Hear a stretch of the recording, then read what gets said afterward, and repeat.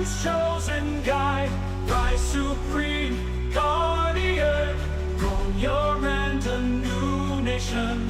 World of ice, all is wrong, bound to fate, the stellar run. All hail the guardian, crowned anew, who rose from darkness, bitter brew through pain and loss, found strength anew, now leads the foe to skies of blue, with justice, truth, and virtue claim. Roll your and long may she reign.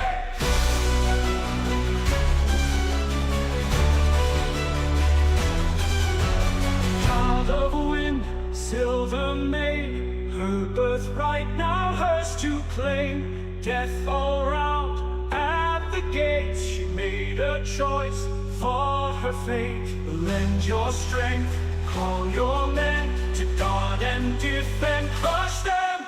All hail the guardian, crowned anew, who rose from darkness, bitter brew through pain and loss, found strength anew, now leads the foe to skies of blue, with justice, truth, and virtue claim. Roll your red, long may she reign.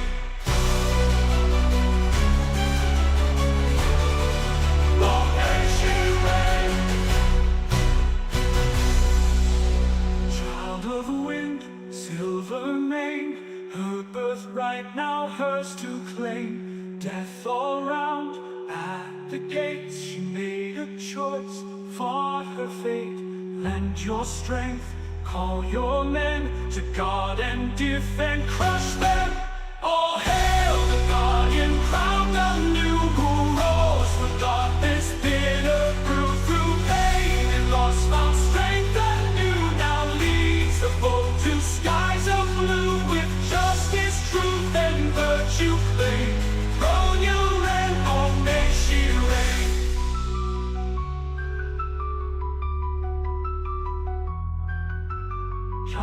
Wanted female, outworld, age unknown, height about 170 centimeters, average body size.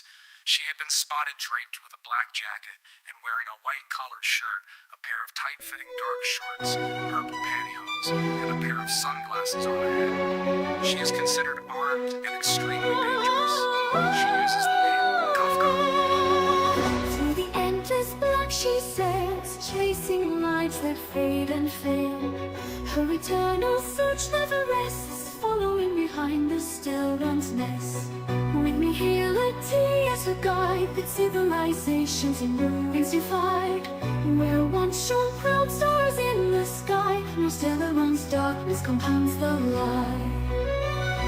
Through fire and flame she outlasts. Good times she says they never last. Heedless of the chaos she reigns, the cancer of the world she sees.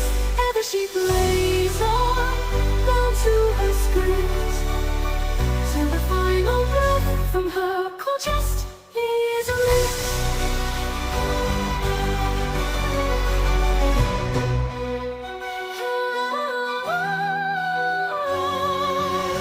Copper plays her part till the end. To her end, her path will wend.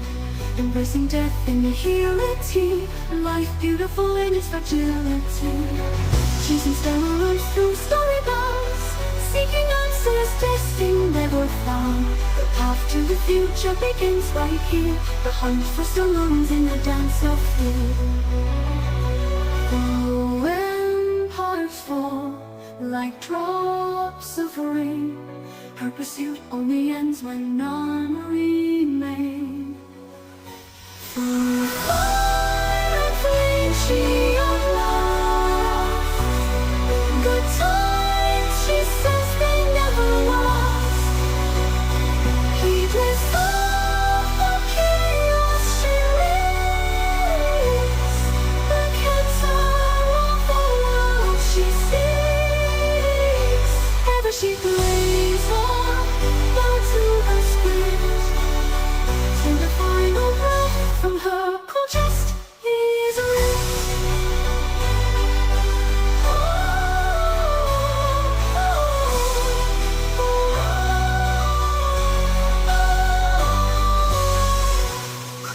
shadow shall steal your heart, with whispered charms in mind are sharp, gentle and cruel with an empty stare, bringer of death and despair, catching stars in her silken snare. You who cross her path, beware, bound a slave to destiny's will, by Ariel's word, yet another kill, spinning her web between the stars, with conductor's grace hiding the scars.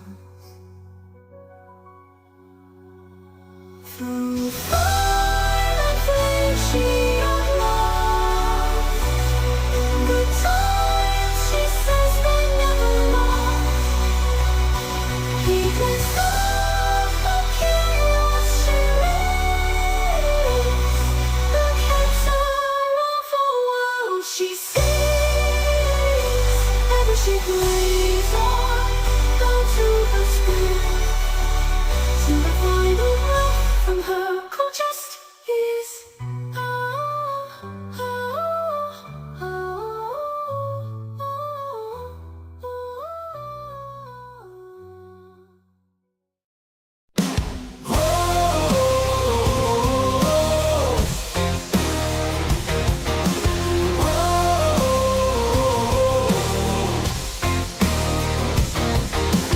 Across the lonely black, legends are told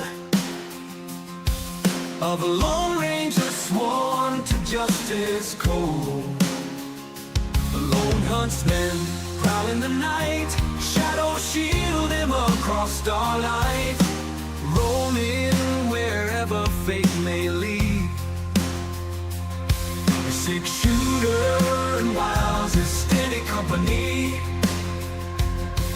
on a quest to avenge his sins. From out the black he hunts forever till he wins. Beware the lawman on the hunt unseen, in his steel heart a blazing soul is keen. Throughout the black they whisper his name, no villain escapes his ghostly aim. Boot Hill, the lonely ranger, he feels no fear, he is the danger.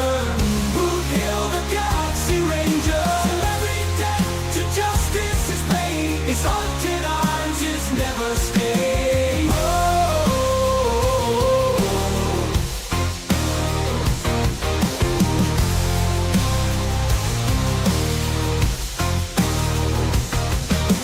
Wretched souls he'll punish without fail. Through the stars he stalks each cold trail, with a cunning mind and aim quick as a knife. He tracks down the guilty and takes back their life. Beware the lawman on the hunt unseen, in his steel heart a blazing soul is keen. Throughout the black they whisper his name, no villain escapes his ghostly aim. Boot Hill, the lonely ranger, he feels no fear, he is the danger. Boot Hill, the galaxy ranger, till every debt to justice is paid, his haunted arms, his never stay. So across the black now does the legend call, where the tyrants oppress and justice falls. Boot Hill's quest for justice still rings loud, his spirit by evil will never be cowed. Beware the lawman on the hunt unseen, in his steel heart a blazing soul is keen. Throughout the black they whisper his name, no villain escapes his ghostly aim. Boot Hill, the lonely ranger, he feels no fear, he is the danger. Boot Hill, the galaxy ranger, till every debt to justice is paid, his haunted arms, his never stay.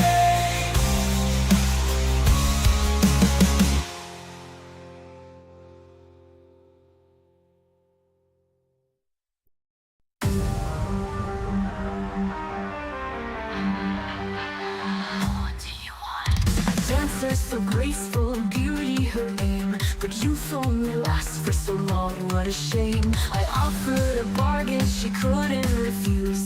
Years of her lifespan exchanged for her youth. Again and again she took to the floor, each time leaving less of her soul than before. Until the day came when she had nothing left and collapsed on the stage, suddenly meeting death. Upon a trade exchange, the prices are high. Buy your greatest desire, but conditions apply. Anything you want can be yours, you'll see. But I'll take something from you, nothing is free. Desire is my currency, collateral's the fee. In this game I'm the player, the crowd and referee. I set the rules and hold all the cards to my chest. Come make a deal, you'll surely come to regret.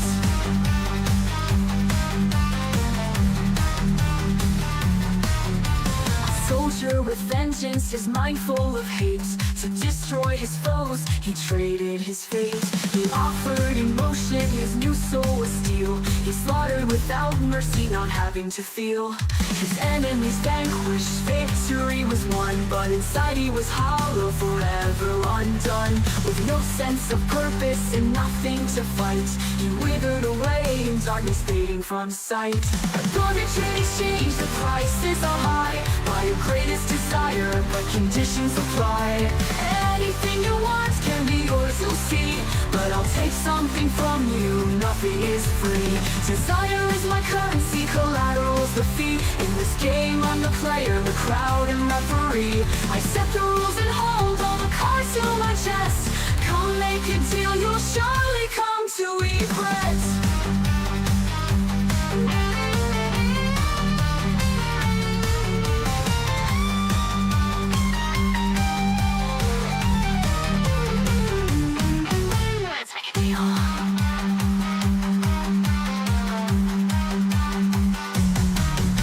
A couple so in love yet lasted for more. Wealth, status and fame, that's what they adored. I granted them riches, their whole lives to enjoy. In exchange for their memories, endless joy. They lived happy for a time in mansions so tall, but forgot who they were and why they had it all.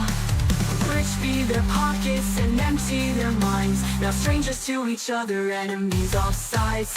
Upon a trade exchange, the prices are high. Buy your greatest desire, but conditions apply.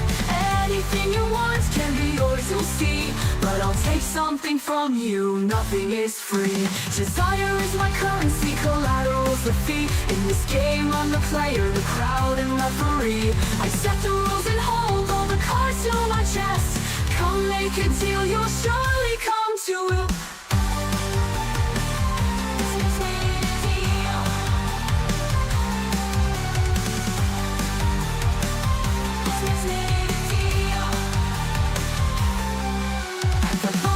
Exchange, you'll leave with a smile. Give me an inch and I'll gladly take a whole mile. With dreams in your eyes, you're eager to start. I'll keep your desires close to my heart.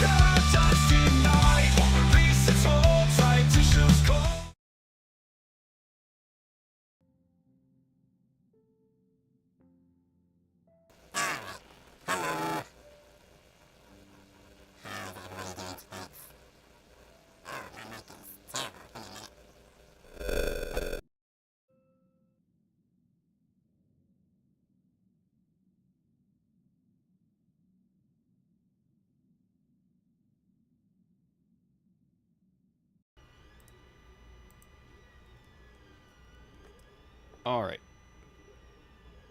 How do I sound? There we go. Much better. I don't sound like a robot anymore. How's it going, Rhapsodic? How's the MSQ?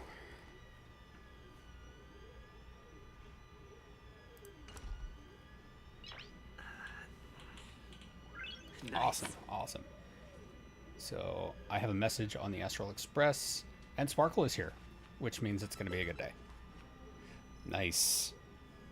I don't know if I should do the March event first, because I really want to unlock her hunt form, or if I should do MSQ. That's amazing. I'm glad. Great. Okay. Yeah, because I figured it's going to introduce me to places and characters that I have not met yet. So it would probably not be a great idea to do the event first. By the way, the 3D printer is running right next to me, so it might be kind of early. You get it early and you skip missions by getting it now. Okay, that's good to know. I do not want to skip missions. And yes. Yeah, how did you get in here? Secret. And it's a good thing I got here so fast. Otherwise, you would have missed the fireworks I prepared. Man, I really like Sparkle. She's kind of awesome. You're gonna blow up the Express this time? She didn't blow anything up. Huh? That's weird. I pressed the button already. I love her, and I'm glad that she's always there. If she's just permanently there, I'm gonna be so happy. Gray hair, don't be so nervous. I took a mutually assured destruction button and repurposed it into a sky full of sparkles button. I really wanted to give you an epic fireworks show. Can I just, like, push this button whenever I want and then Sparkle just appears? That would be awesome. I would love that. I tested it so many times just to make sure. And now that I finally boarded the Express, it doesn't even work. Oh well. I love her voice actress. Luckily, I brought along some sparklers too. I agree. I would just have Jade here all the time. Let's light them up. Look, aren't they nice?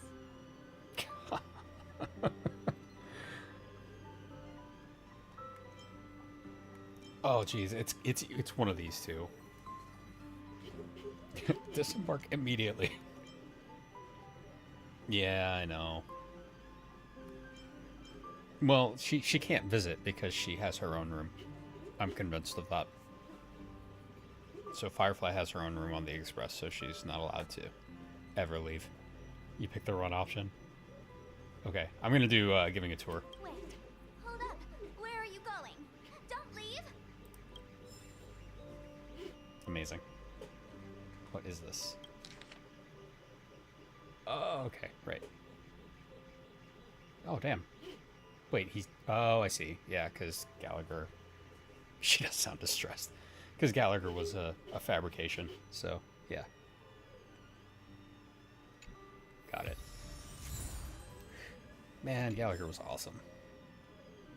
Shame he was just as fake as his stories were. I'm going to change the background really quick. I did not mean to have a lead on trail background just kind of hanging out here, so give me a sec.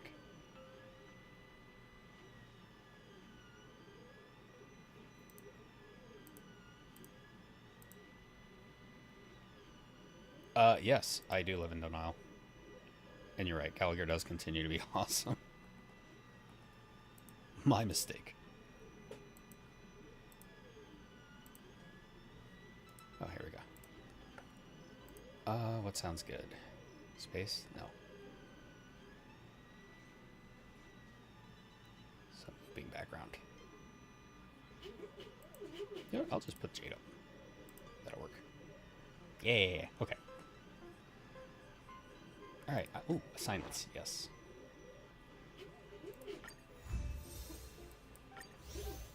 Okay, I think I have mail. For my check-in, because I did not forget to do it today. And nothing new here. Okay. Get my jades. So I'm a bit torn right now because I really want Huahua because she's kind of awesome and it would be nice to have a follow-up healer, but at the same time I'm not super happy about her VA change. Same with Argenti. Like, there's something going on, considering that in the past, I don't know, 4 patches, Argenti did not have lines where Argenti should have had lines. So, sus. Interstellar message. Where did Dan Hung come from? Phew. Yeah, I know, right? All we can do is guess. I'm gonna turn my mic off while I watch this. What's up, Pom Pom? Is the volume for the game kind of low? It seems kind of low. Just got a message from the Xianzhou La Fu. Looks Okay. like it'll conflict with our original schedule. What? No. We were supposed to go to that fucked up time place. Or at... Oh, okay. It's been a Genuine? while, Cool. my friends on the Astral Express. How's your trailblazing expedition going? Soon, the Xianzhou Law Fu will be holding the Luminary War Dance. Those who have aided the Law Fu in overcoming the crisis are cherished allies. Right? I want to of go the Space Xianzhou. Race too. Where Black Swan wants to go, I want to On go. behalf of the seat of divine Wait, she's fortune, still on the Express too. I'm extending an invitation to attend the ceremony. Your presence would be greatly appreciated. Yes, we will go. Wait, no. I hate the Lofu. Wow, things I are didn't getting hate it. I lively. just We wasn't a huge barely fan of the recovered story. from the family's Charmony Festival, and we're already being invited to another special event. No, trailblazing's all about having fun. No, I'm still recovering. Screw that. Yeah, me too. But wait, won't it look unprofessional if we attend 2 ceremonies in a row? You're wrong. Aren't we supposed to be focused on restoring astral charts and doing some serious scientific exploration? Who are you? is this really March saying these words? So we should leave March behind to take care of the Express? Hey, that's not what I meant. I'm all for some fun. I just hope there won't be any surprise party crashers, like Friday or Saturday. My God. That's a fantastic line. The Xianzhou Law Fu has recently overcome a crisis. If they have by names holding a war days of the dance week, then that they're evil. If they have demonstrates names that are everyone months, then they're will fine. Return to a state of peace and safety. But that's what everyone said before we went to Penacony. You'll be totally safe under the family's protection. Yeah, No and need to worry. did we die? The War Dance is not like the Charmony Festival with all its hidden secrets. It's just a festival to honor the Rainbow Arbiter and the Cloud Knights, who fought against the abominations of abundance and protected the Xianzhou ships. Aside from star skiff performances, it's mostly martial contests. Nothing too different from the Taiki and Roboball contest we've seen before. What do you think, Himiko? Since we've accepted Miss Black Swan's proposal, we should probably head to Amphorius for refueling. Yes, Certainly no Amphorius. rush. This trailblazing expedition is quite unique, and the Express needs to be fully stocked and prepared before moving on to the next stop. No, this is a terrible idea. With Madame Herta's help, I was planning to deliver some Leviathan fossils from Kalinga Abyss to Ron May, member 81 of the Genius Society. Oh, It could earn us some favors before we set off. that sounds like However, it may a take few great and months. terrible idea. Giving anything to Ron May. Aw, so that means we're not going to the Lafu. Being an adult means maintaining relationships, whether we like it or not, Marge. Since we've been invited, it's only right for the Astral Express to attend the ceremony. Oh my God, that sounds like a terrible life. You have to attend every single thing you're invited to. So here's the plan. Pom Pom will take everyone to the Xianzhou La Fu. Mr. Yang and I will meet up with Ron May and fulfill our promise. Meanwhile, you, Marge, and Don Hung will represent the Express and attend the war dance. Wait, you're leaving the kids alone? You remember last time that happened? What do you two think? Yeah, I want to play with Leviathan fossils too. Himeko and Mr. Yang will be busy with serious research. Besides, fossils can't compete with martial contests when it comes to fun. that's where you're wrong. Plus, you're the only one with so many friends on the Lafu. I'll be lost if you don't come along. You've gotta lead the way. Now Half that of my everyone's friends were on board Stellaron with the hunters. plan, it's time to work to the Xianzhou Lafu. I wonder if we'll get some more Luocha stuff. That would be nice. Alright, let me turn this game volume up. It's probably super down. Yeah. There we go. And then Pom Pom has a side quest that I'm gonna ignore for now. Himeko really knows how to convince people. That does not fill me Between with Leviathan any fossils kind of and the war dance, the latter good definitely feeling sounds for more fun. Exotic. Every time someone tells me something is safe, it triggers my survival instinct. By the way, Danheng, this time you'll be taking a stroll with us on the Lafu, right? And just let you two wander around aimlessly on the Luofu by yourselves? I don't think so. No, that sounds like a great idea. Plus, Mr. Yang is right. The ambrosial arbor crisis just ended, and both the long life and short life species are still feeling uneasy. And that's why Jing Yuan wants to organize the war dance, to show that the Xianzhou Luofu is stable and safe. I don't know what it is with the whole idea of, okay, we've had this crisis, the crisis is past now, we've kicked whatever it is ass, and to show that now we're safe, we're gonna kick our own asses. And since he has extended an invitation, it's only right that I visit my old friend. You know what, that's fair, I'll give him that. Coming back to this place brings back so many memories, you know?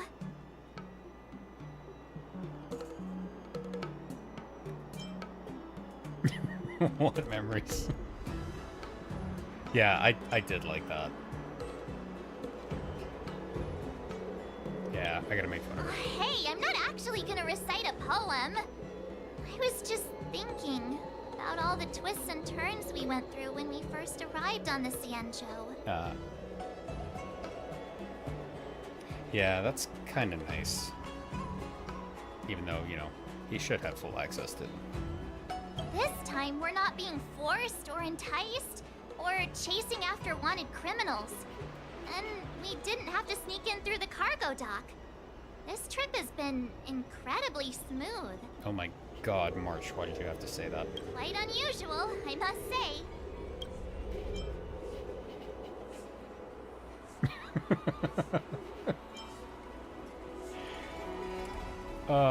We're so easily pleased. I actually feel sorry for us. Or don't jinx us. I feel like she is jinxing us. I'm just hoping for the best. You're the one jinxing us. No, I'm preparing for the worst.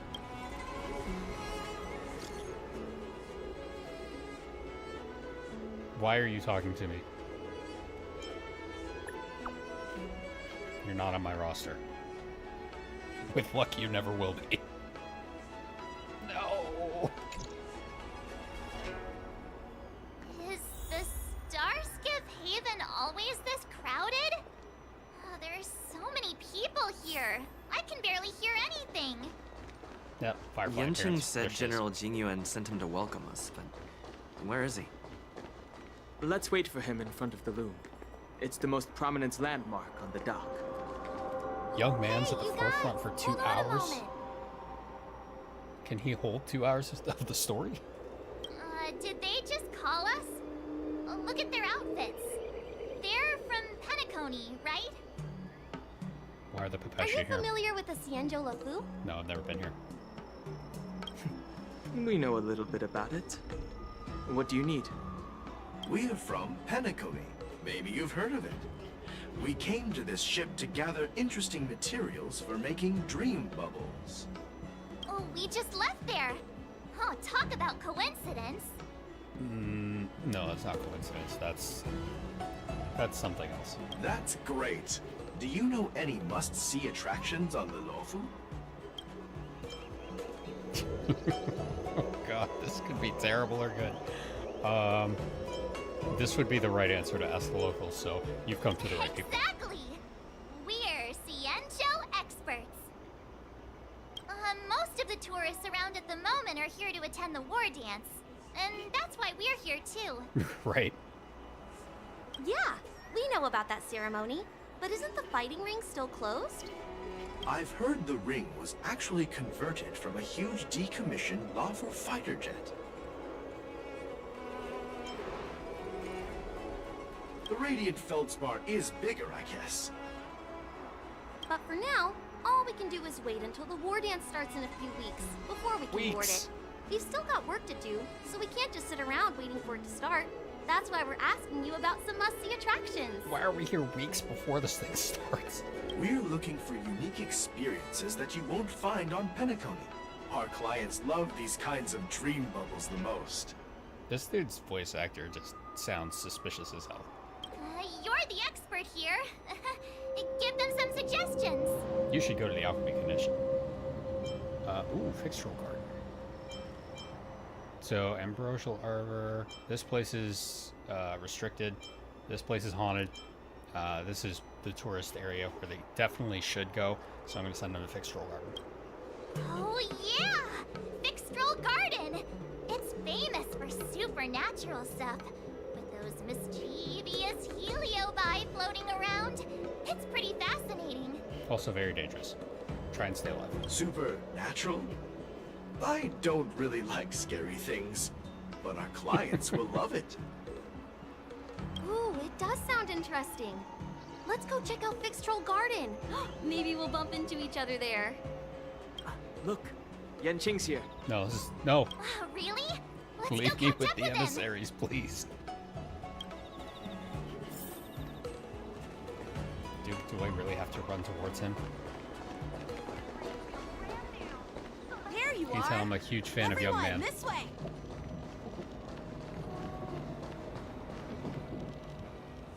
Hey everyone, it's been a while. It's like the anti-Bennett. It doesn't feel like it's been that long since we last saw you. But Yanqing, are you? I love the wanted poster for Kafka right behind him. And Blade. Doesn't feel like it's been that long. Are you kidding? It could have been 3 lifetimes. It would have been too soon to see this guy again. What's up, Miss March? They say kids grow up really fast. Yanqing, are you a little bit taller than before? Oops. We've only been away for a few months.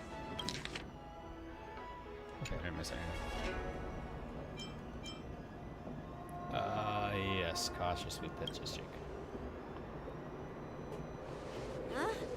What are you doing? Sorry, but after our previous adventures, I've become suspicious of whoever greets us first. My god, he spoke. What you game have is to be this? suspicious around me too. Absolutely. You know, the last time we came to the Cienjo, the first person who greeted us was... I get it. Better safe than sorry. That's amazing. That means Stell speaks a lot too. Seriously, I've never seen the Lafu so lively before. I was a bit worried that holding the war dance right after the Ambrosial Arbor crisis might be too soon. But seeing the bustling Starskiff Haven, I understand why General Jing Yuan chose this timing. Yep. There's people from other delves and travelers like you three who've come from afar. With the war dance coming up, there's a huge number of visitors pouring into the Starskiff Haven. The Cloud Knights are working hard to keep the security tight. The General said this ceremony would help the Cienjo Lafu recover from the crisis. It's a way to showcase our martial spirit, reassure people, boost morale, and attract visitors from other planets to promote trade and peace. You could just reach out to the IPC. By the way, the Cienjo Alliance places great importance on this ceremony too. The Cienjo ships, the Zhu Ming and the Yao Qing, have both sent messengers to offer their blessings. Oh, so we're not actually going to there. Alright. Yachi. Yeah, The Xianzhou Yaoqing is a major force in hunting down abominations, and is always engaged in conflicts across the cosmos. Although it's a member of the Xianzhou Alliance, I don't know much about it. And you call yourself a member of the Shenzhou. But Madame Yukong from the Skyfaring Commission mentioned that the Yaoqing always sends back reports of great victories, which is quite impressive. I heard General Fei Xiao of the Yaoqing is a young and dauntless lady. My peers say that she's like a goddess of war, capable of crushing dozens of abominations with a single punch. I wonder if it's true. Yes, so I will be pulling for Fei Xiao. If only I could witness her prowess with my own eyes. I'm sure you will when she punches you in the face. By the way, Yanqing, where are we headed next? I'm sorry for talking your ear off. The General wants to catch up with you at the Palace of Astrum. He's been eager to hear about how the Express has been doing. She really is. It's funny how he tries to act all mature, but whenever it comes to something he's interested in, you can really see his childish side. So I have to know, is she in this patch, or is she just mentioned and shown?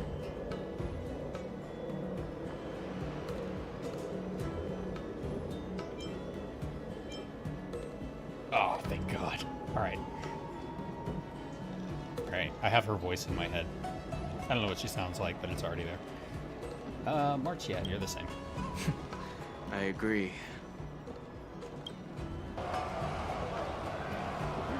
Cutscene. All units, assemble quickly! Get ready to protect the crowd! What?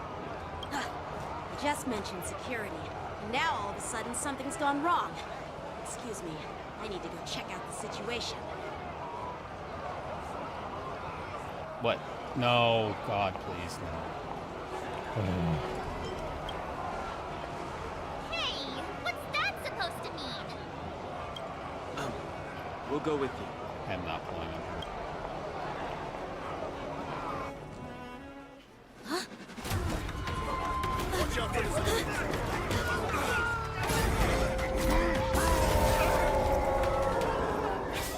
Protect the civilians. I'll deal with him.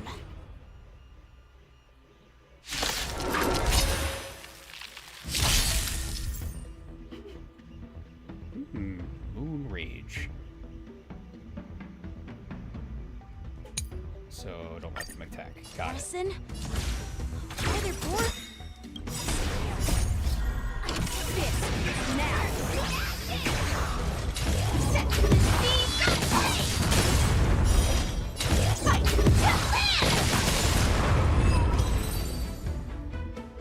That is terrible news. Not good.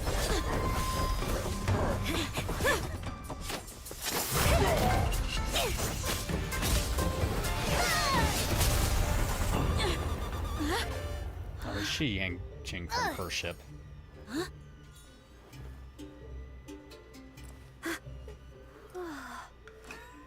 Thanks for the help. Sorry, no time to chat. Could you give me back my... Nope. Yeah, what enemies exactly? There was something here, but then I blinked and it was gone. Wait, my sword! I'm sorry, but I'm afraid we'll have to put our plans on hold for now. I need to find out what's going on. Yeah, that person from the Shenzhou ship you know nothing about literally just stole your sword. You are the worst. While we appreciate your rescue, my Xianzhou friends, don't you think it's a bit too much to detain us and our cargo? Sorry, but we've been ordered to detain you and your cargo for inspection until we figure out the source of the attack. This could go one of two ways. Once we're done with the formalities, we'll let you and your cargo go. But this shipment isn't even meant for the Luofu, and it's IPC's patented technology. Who do you think you are to conduct an inspection?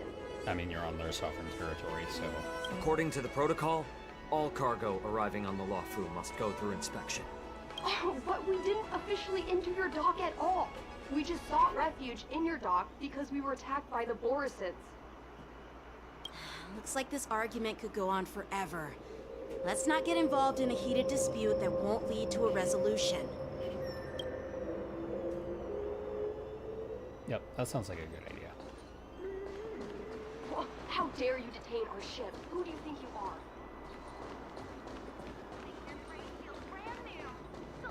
I would like them to resolve this voice actor Who's thing. in charge here? I need some answers. It's my fault. We let our guard down for a moment. I take full responsibility. Who is that voice actor? The war dance approaching. Safety should be a top priority. Now, tell me, how did Borison prisoners end up in Starskiff Haven? According to the protocol, Borison prisoners should be held on a Starskiff and taken directly to the shackling prison under strict supervision without ever touching the ground. Who allowed a prisoner transport ship to dock at the passenger terminal? Look at that. I'm actually being reasonable. Please don't blame this, Captain. This incident involves the Ju Ming's diplomatic vessel. Who are you?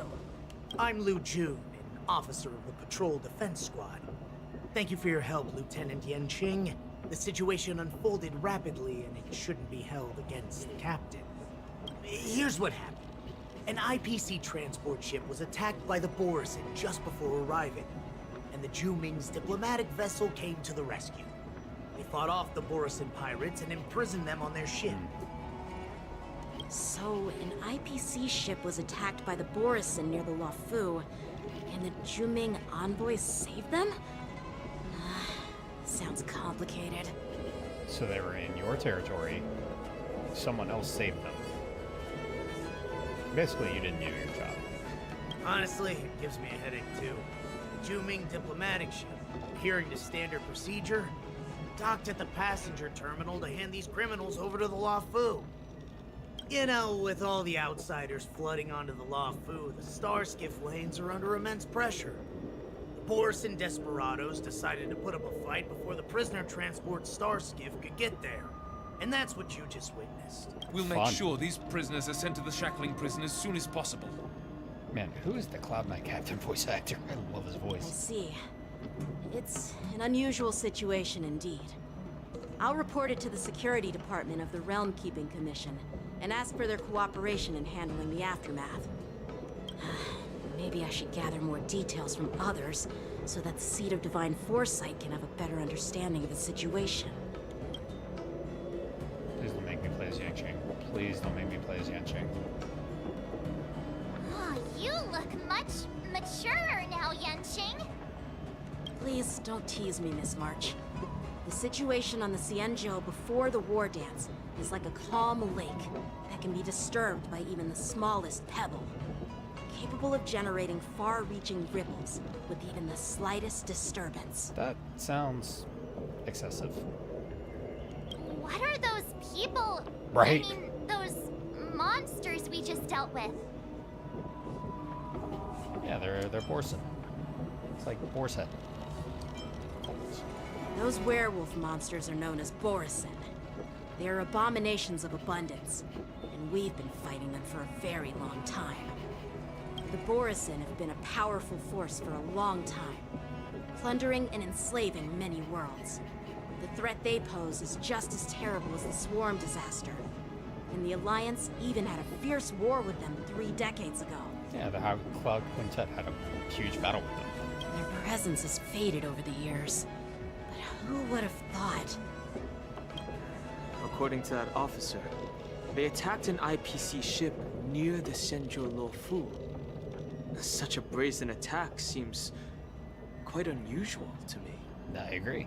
Yeah, that's what I find strange too. It seems like the IPC and the Borison have some serious grudges. Well, enough with the chit-chat. The General wants me to take you to the Palace of Astrum. Right. I'd love to chit-chat a little longer, but there are some things that can't be left unchecked. Is it a serious matter? Maybe you'll need our help in hunting down the Borison? Thank you, but it's no big deal. By the way, that young lady who just appeared, she took my sword. I'm thinking of filing a lost property report at the Realm Keeping Commission to see if I can get it back. I just absolutely love that she ran off with this sword. She's like, oh, your sword is nice. It's mine now. I doubt she did it on purpose. Which is hilarious that that's all it took for me to like someone more than Yanqing.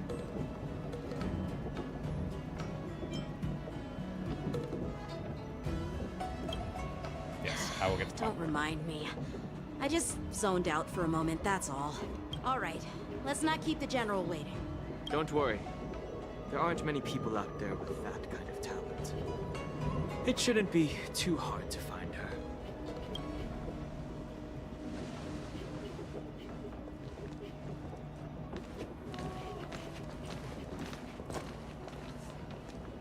There sure are a lot of troublemakers around.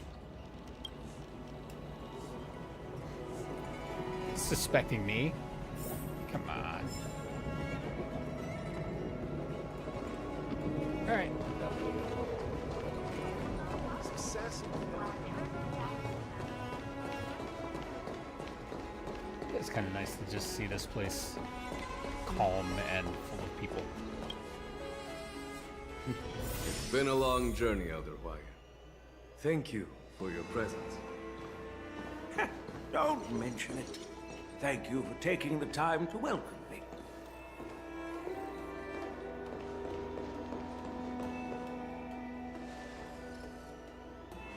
General, I brought our guests from the Express. Oh, I'm sorry for my bad timing. I didn't know you were meeting a guest, General. Don't worry, you're just in time. It's been a while, my friends from the Astral Express. I dreamed about you on Penacony. I love you. Oh. Well, it's an honor to be in your dreams, my friend. Allow me to introduce you to General Hwaiyan. He's the Arbiter General of the Xianzhou Zhuming, known as the Flaming Heart. Ah, so he's the stereotypical old man who can, you know, beat your ass with one finger. Got it. No need to be so formal. I'm just a tourist here, no different from other tourists who've come to attend the ceremony. Elder Hwaiyan is not only one of the Arbiter Generals, but also the Furnace Master of the Artisanship Commission. Besides his martial skills, he excels in forging various weapons. Such talents are unique, even among the Arbiter Generals. Be it Arbiter General or Furnace Master, these are merely titles given to me long ago. I've retired several times already, but with the current change in circumstances, the Marshal has called me back to duty, and I had no choice but to answer the call. Well, in the end, I'm to blame. Living such a long life naturally brings its share of disapproval. It's an honor to meet you, General Hwaiyan.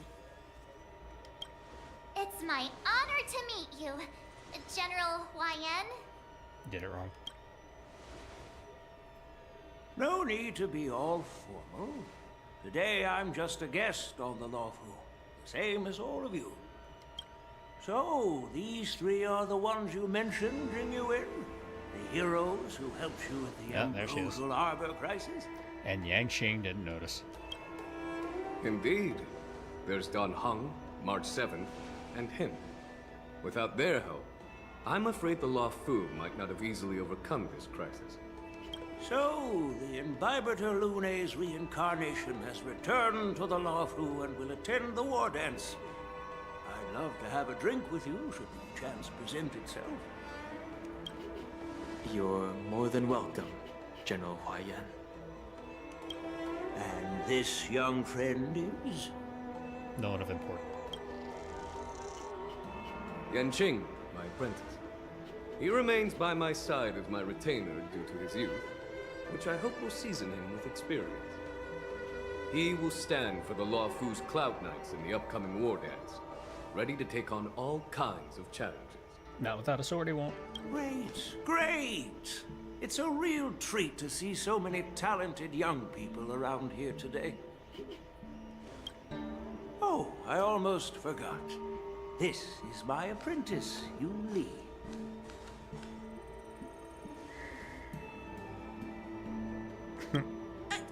It's you! It's you. Oh, it's you.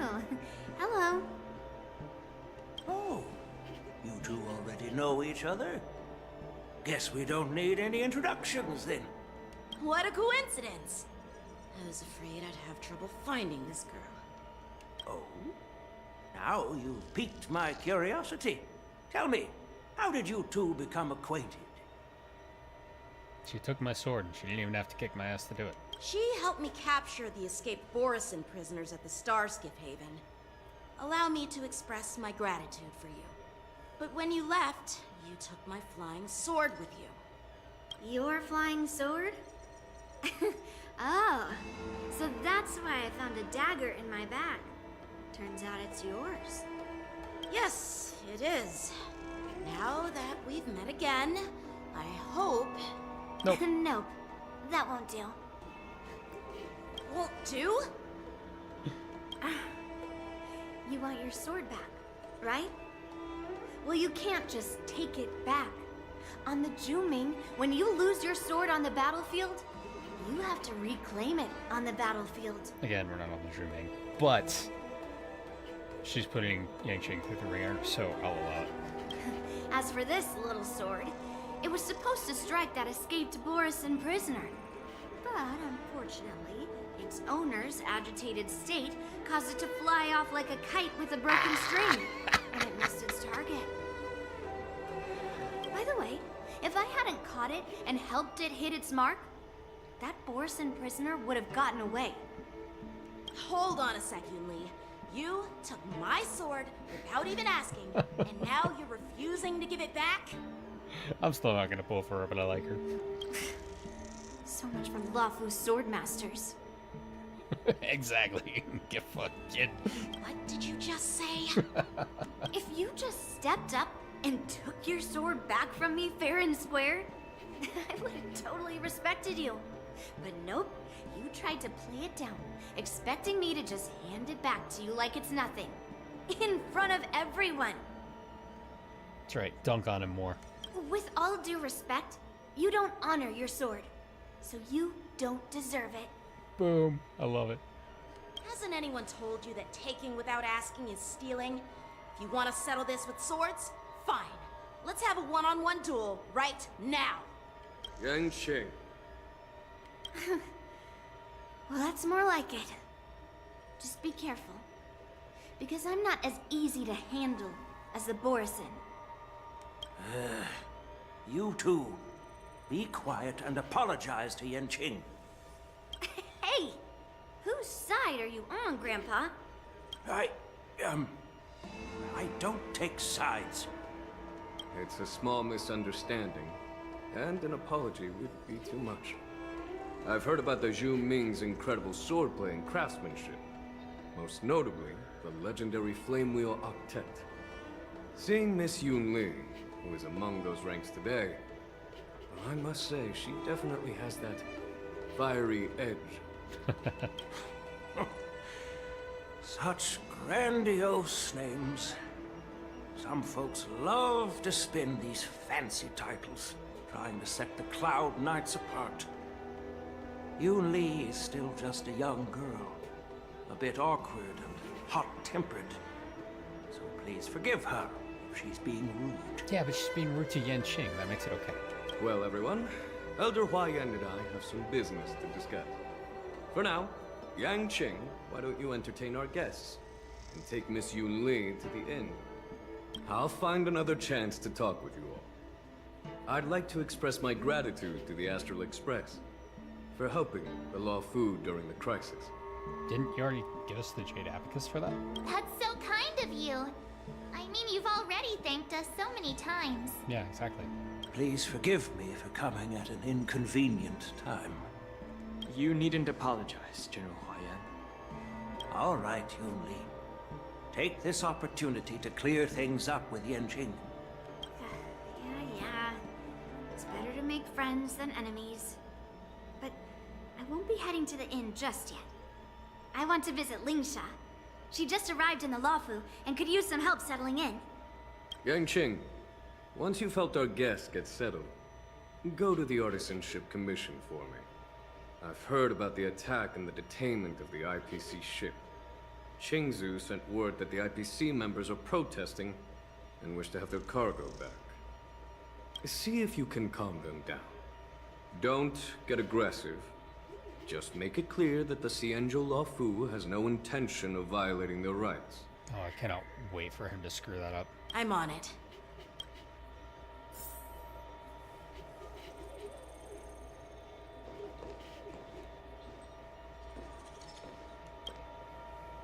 Hey, Don Hung. I thought all the Xianzhou generals were like Jing Yuan.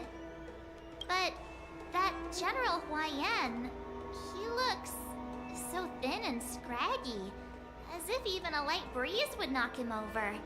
Is that old man really an Arbiter General? Oh, March.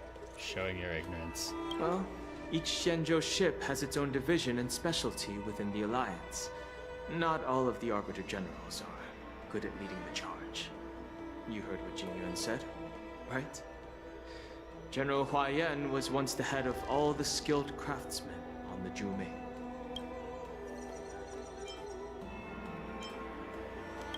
Perhaps he's a robot. Like Madame Herta.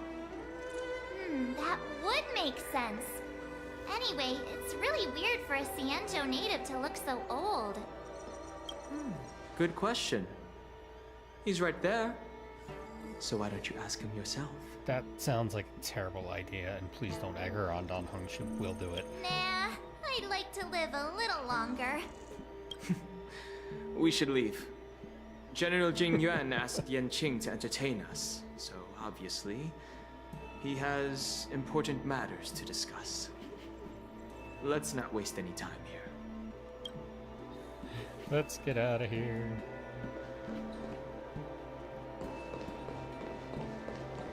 Alright, I'll talk to you, just because. This trip is totally worth it. Compared to the Zhuming, the Luofu is so much livelier. But it's a shame the Luofu swordmasters don't seem that great. Yeah, they're all dead.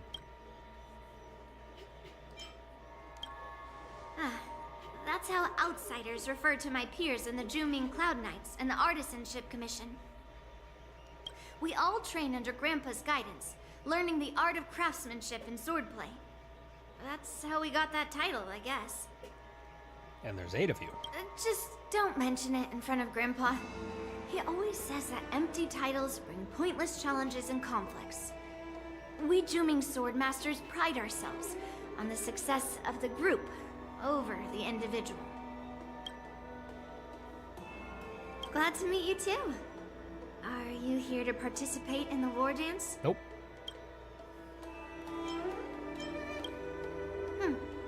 So, you're not a participant? You look like you know your way around a fight. Well, you can still sign up. The Cloud Knight's ring is always open to outsiders. That sounds like a great idea, actually. I have some things to do. Besides, little Yanqing doesn't seem too happy about me tagging along. I love how they're pretty much the same age. But he's the little one. Yeah, you're right. I took it with my skills. So I guess you can say I'm a robber or something. How dare he imply I'm a thief? Totally different. Oh, you're a mugger. Besides, this sword seems scared of its own master. I'd like to ask him. You claim to cherish your sword as your life, yet you don't even recognize the state it's in right now? Scared of it. That's great. Yeah, I'm a treasure hunter. Call me a treasure hunter or I'll rip your lungs out. I didn't intend to keep his sword. I was planning to take this chance to return it to him. But now, I've changed my mind. I'll give that poor flying sword some proper maintenance. I won't consider returning the sword unless he learns how to say please, hello, thank you, and sorry. So he can forget about it for now. Okay, I'm warming up to her.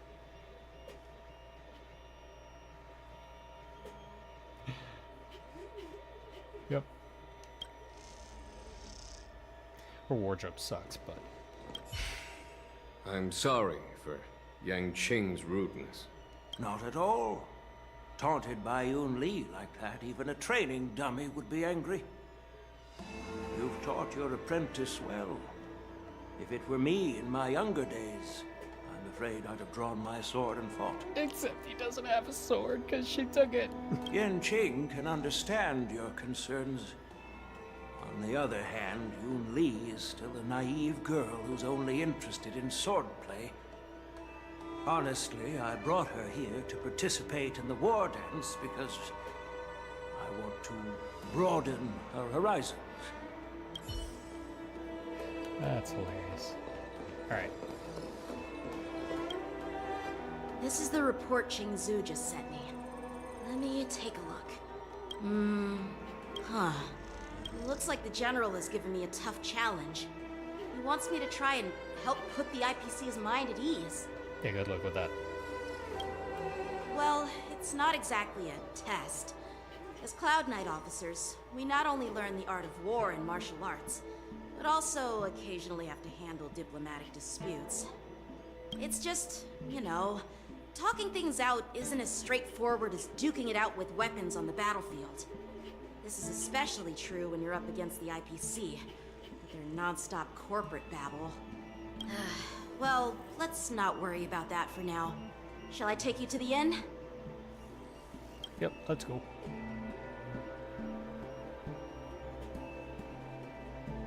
It is the Law Fu's honor to have you in attendance at the war dance.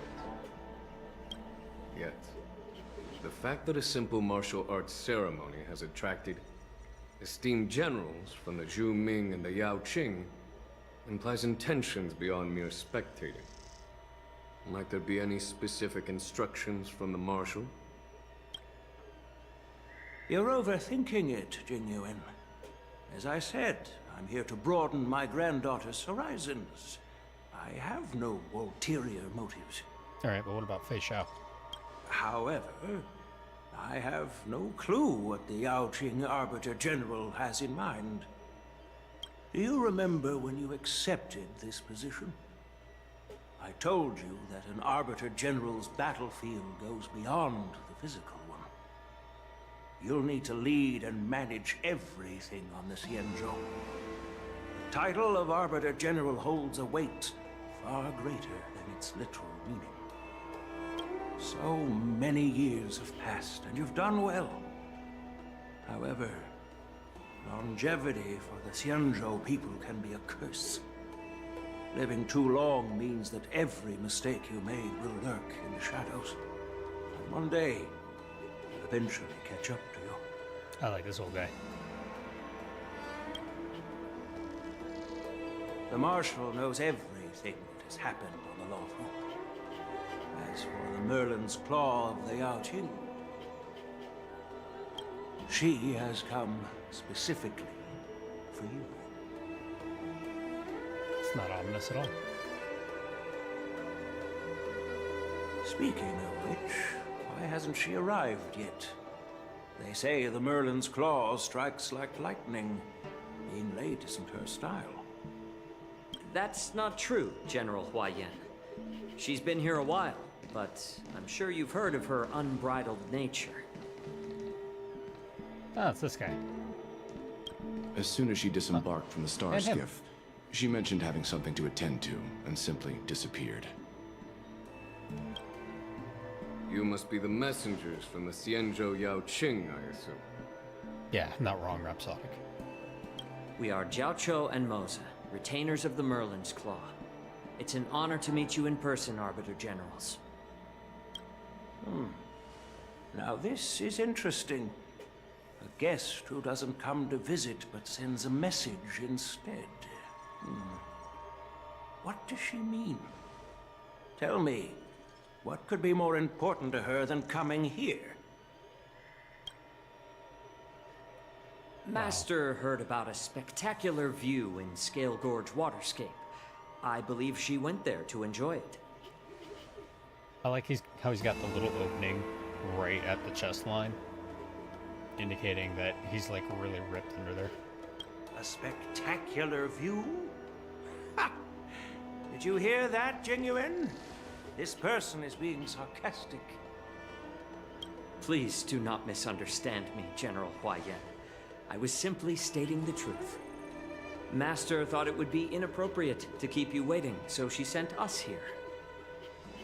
I do like Mose's design a lot. Once she's finished with admiring the scenery, she'll personally come and apologize to the both of you.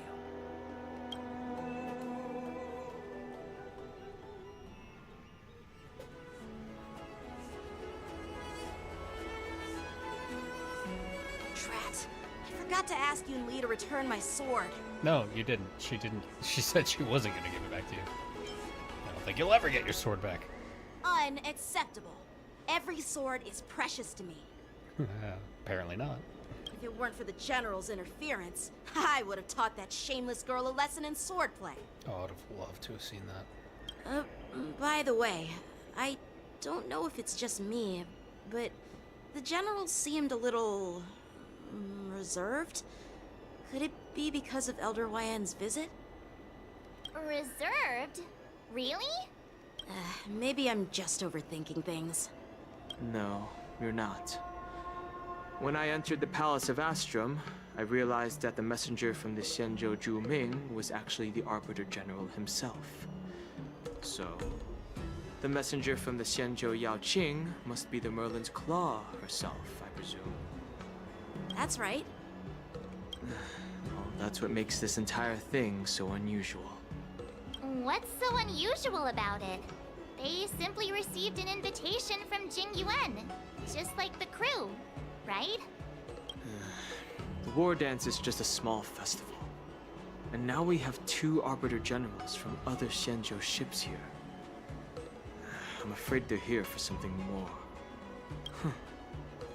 Maybe they've come to hold Jing Yuan accountable for the Ambrosial Arbor crisis? Hold him accountable?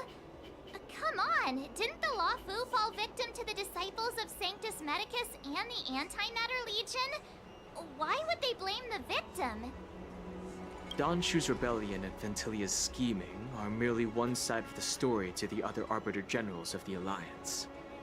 Only a single piece of incontrovertible evidence remains, creating an endless source of potential complications. The Ambrosial Arbor. Yes. It's undeniable that the plague mark, which was subdued by the Xianzhou Luofu, has resurfaced. But was it really a conspiracy instigated by the Antimatter Legion? Or does it indicate a traitorous intent from within the Luofu, implicating Jing Yuan himself?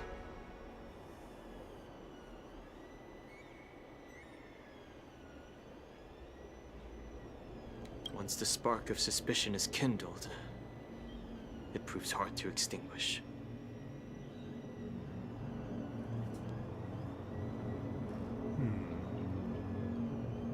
Okay, this is getting interesting then.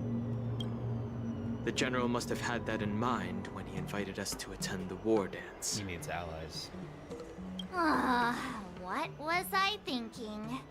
Seriously, here I was looking forward to a carefree and enjoyable trip. But it seems wherever we go, drama is just around the corner. This is your fault, March. You had to say something. This is all your fault. I'm blaming you. Aw, I was so excited. I thought those Arbiter Generals were just here to see the ceremony. Oh, you sweet summer child. By the way, I heard that an alchemist from the Zhuming diplomatic ship has arrived. And rumors say that she's to be the new Cauldron Master of the Alchemy Commission on the Luofu.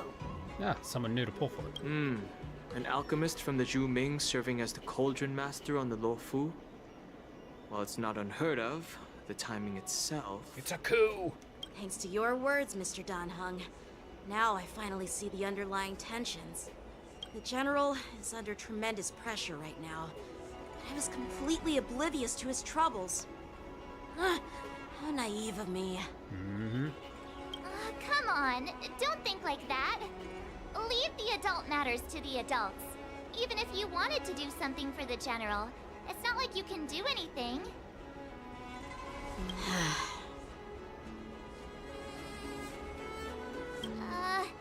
Did I say something wrong? Again? Yes, you are a master of conversation. Keep talking. Miss March is right. I don't have the skills to share the General's burdens at the moment. Still, I'll do my best to follow his instructions. Let's go. Once I've taken you to your accommodations, I need to go to the Artisanship Commission to handle the IPC's protest. I'll just let him go handle it. He has a lot on his mind. We can't just let him go alone. Why don't we accompany you to the Artisanship Commission? This is too much trouble. While I appreciate your kindness, dealing with the IPC's workers could be tricky. I'm afraid this will cause trouble for the Express. Nah, it'll be fine. No worries. We're pretty experienced in dealing with the IPC. You've heard of the 10 Stone Hearts? We've dealt with quite a few of them, right? Dealt with 3.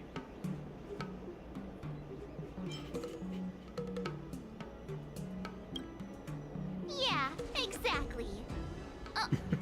Are you being sarcastic? No, not at all. Well, since you're willing to help, I won't decline your kindness. Let's head to the Artisanship Commission and meet them.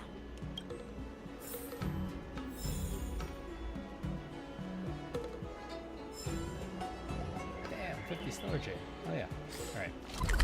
I forgot where the Artisan Commission is.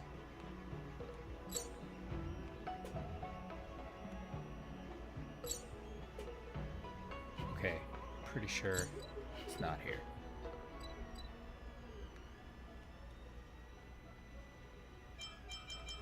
Maybe it's where it says the quest is.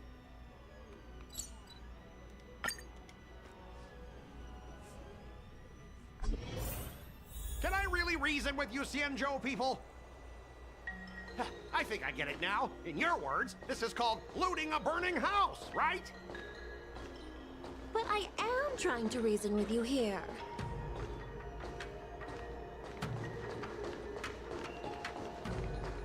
Oh, Scott. That toxic voice sounds familiar. Haven't I heard it before in Arum Alley? Yes. You know what? This isn't my first time dealing with the Skyfaring Commission. I can handle your unreasonable ways. But straight up snatching IPC cargo, isn't that going a bit too far? Just as I've said it many times already. Once we've inspected the cargo and completed the security check, you can be on your way. Is there something wrong with your ears, or is it just your brain? I'm hearing you loud and clear. I'm thinking clear. And my answer is crystal clear. Not a chance. Keep detaining my cargo, and I'll file a complaint directly with your general.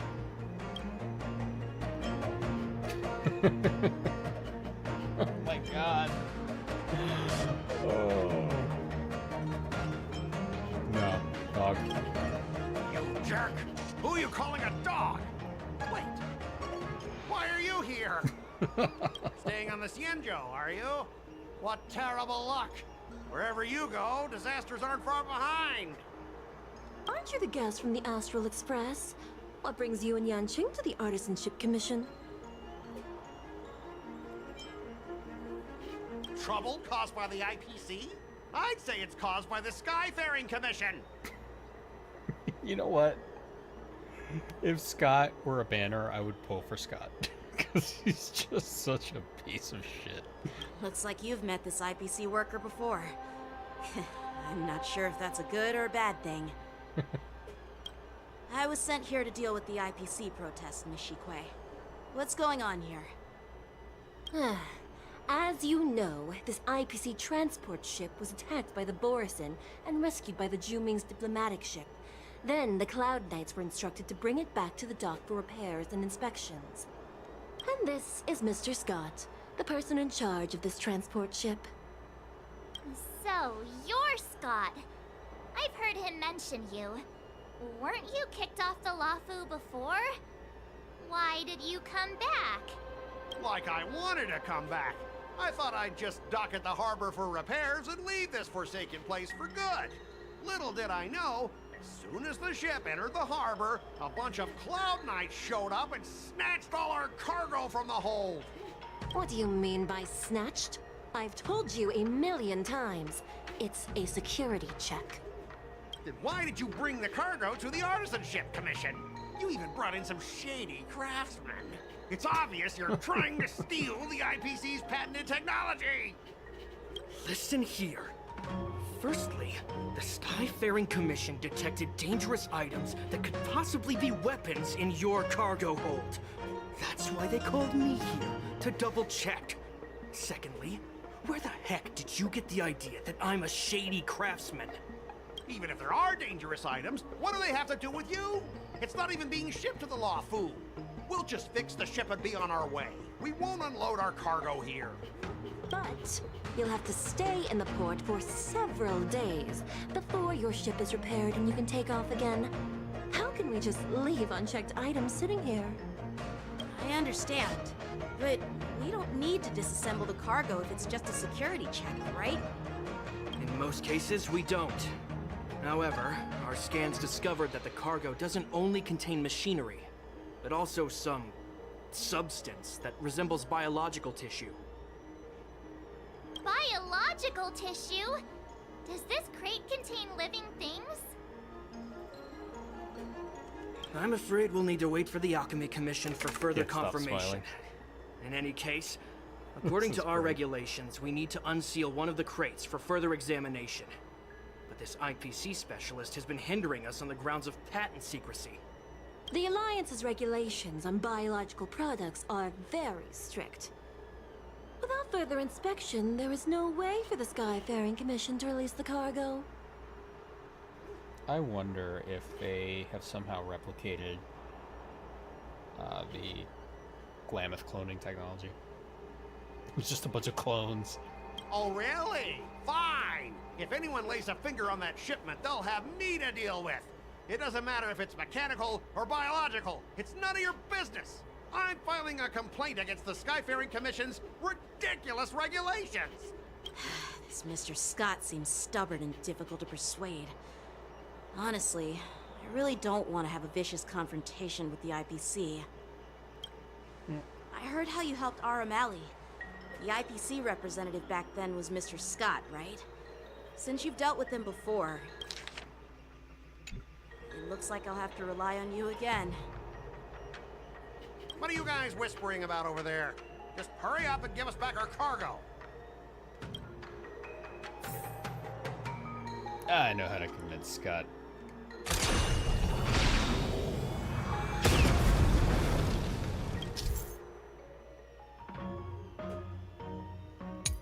Oh God.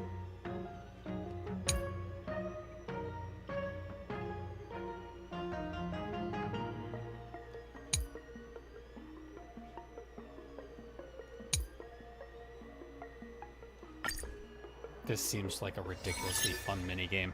As I recall, this I've heard guy it's won't really listen to good. reason and can only be persuaded with intimidation. But he does seem to follow rules to some extent. Let's use that against him. Speaking of regulations, we have our own laws and regulations too. According to Article 4 of the Cienjo Alliance IPC Trade Consensus, the Alliance and IPC shall never infringe on each other's intellectual property rights.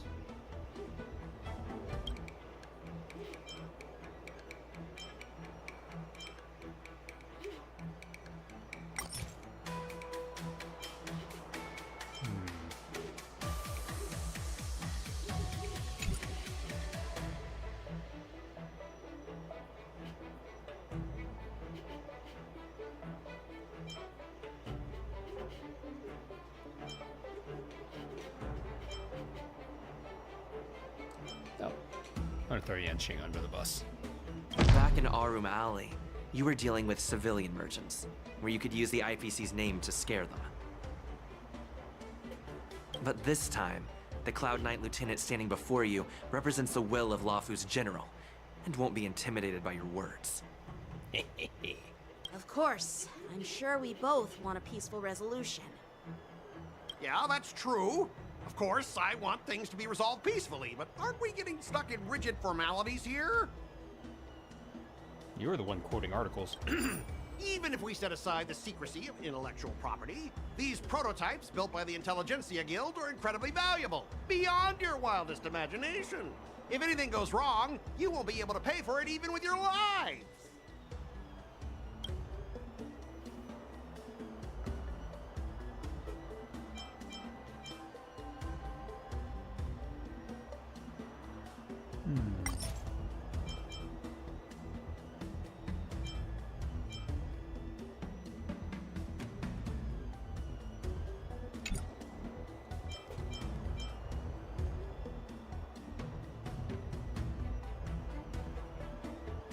Can you give us an exact amount, Mr. Scott? If there's any damage after the inspection, the the Skyfaring Commission will compensate you. Don't put this on the Express. The Skyfaring Commission. Yeah, they will compensate you, provided a detailed report of the damage is submitted. I don't doubt the financial strength of the Skyfaring Commission. However, this is not just about money. Besides, the cargo on this transport vessel belongs to the Intelligentsia Guild. If you want to inspect the cargo, shouldn't you at least call in a member of the Intelligentsia Guild to be present? Call her right now.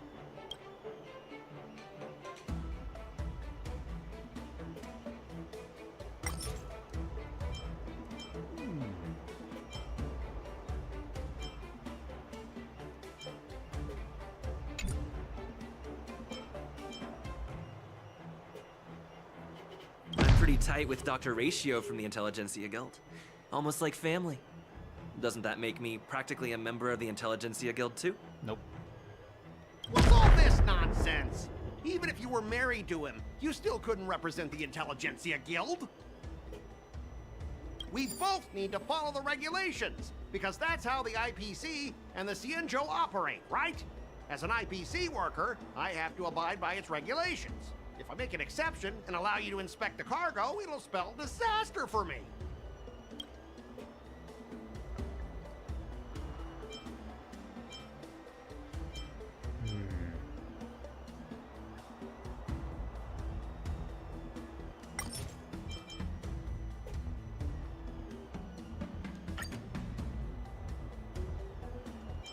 Can I do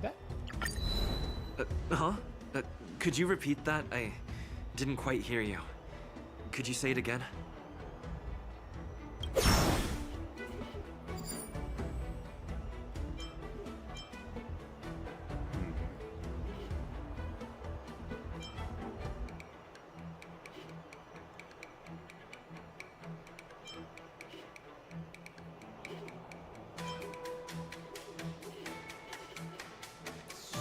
could try and resolve it according to IPC regulations. He doesn't know Shenzo regulations, so that won't resonate with him.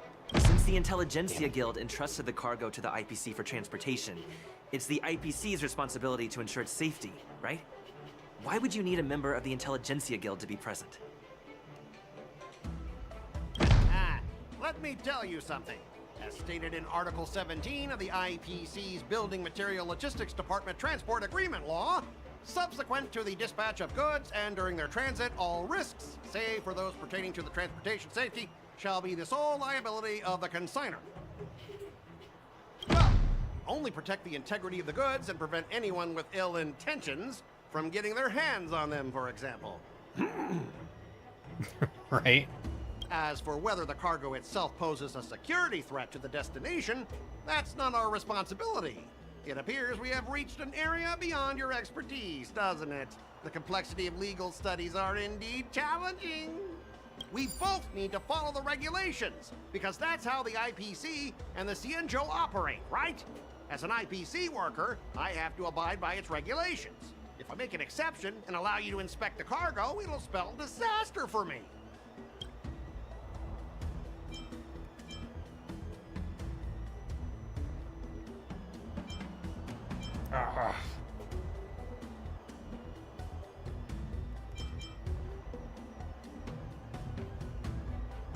That's just gonna make him more desperate. Nope.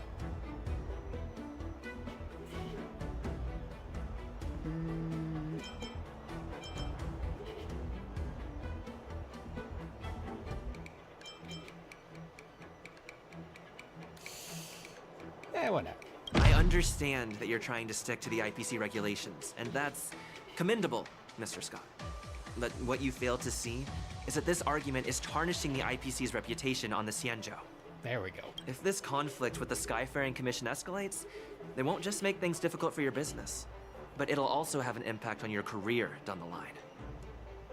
Of course, I never wanted conflict with the Xianzhou. Like I said, all I wanted was to retrieve the cargo and be done with it, but they just refused to let us go. Well, you guys I should know agree. how to argue your case. It is nice to hear the Trailblazer speak so much. Fine. I'll allow you to do the security inspection. It's just that, I need some time to sort things out. This is a big deal. Let me talk to headquarters first. So, Mr. Scott, are you just stalling for time and planning to leave the Xianzhou as soon as your ship is repaired? To avoid the Skyfaring Commission's inspection?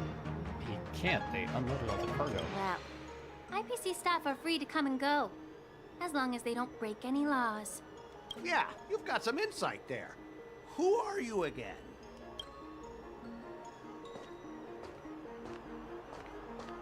Allow me to introduce myself. I'm Ling Sha, Cauldron Master I was and like, head of the Alchemy Sparkle. Commission on the Law Fu.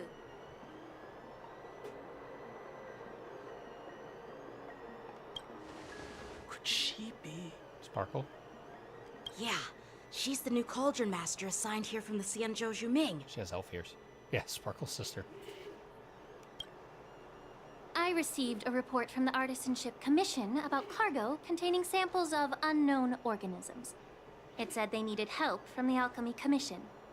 I had nothing better to do, so I came myself. Is that her voice actress too? It's fine, Mr. Scott. If you really don't want your cargo to be inspected, it doesn't matter.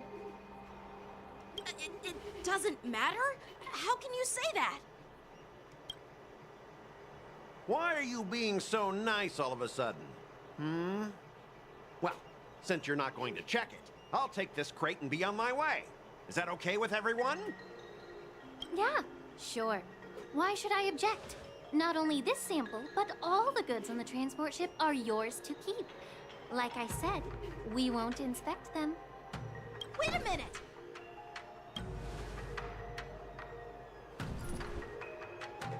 Well, that's more like it.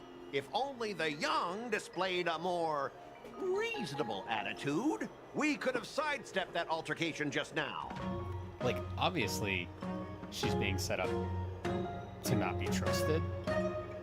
Our ship will leave in a few days once But- the engines are repaired. Yeah, I don't know. Your ship can leave whenever you want, but I'm afraid I can't say the same for your cargo.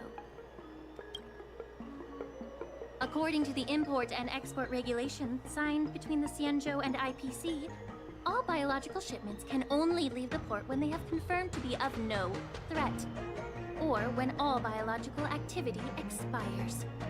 Since we can't determine if your shipment is safe for the environment, I guess we'll have to wait for its biological activity to expire.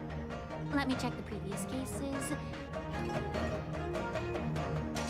Amazing. Normally, it'll only take around 47 star calendar years. Oh, it's nothing for a long-lived species.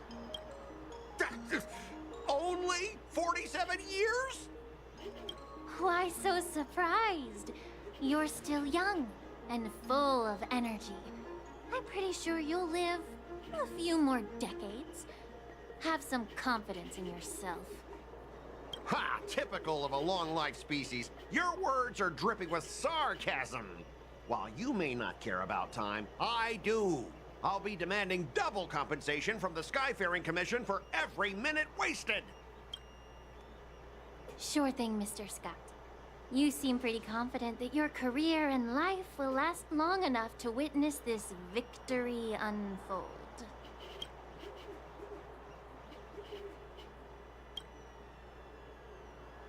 Step aside, guys. Let them do the inspection. But, Mr. Scott... Come on, we're already in enough trouble. Just let them do the security inspection. And if needed, I can always I know, grovel right? before the Intelligentsia Guild later. It's a blip. I'm just using my head for what it's apparently good for, right? Driving in nails.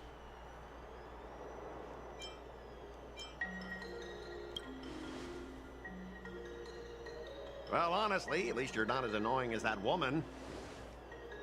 Just get on with the inspection. Don't act all chummy with me now that you've got your way. This lady is really something else. Is this the IPC product? Listen up. Any damages caused by inspections will be filed with the IPC.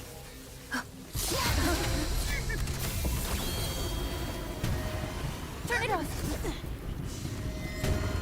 Oh, looks like fun.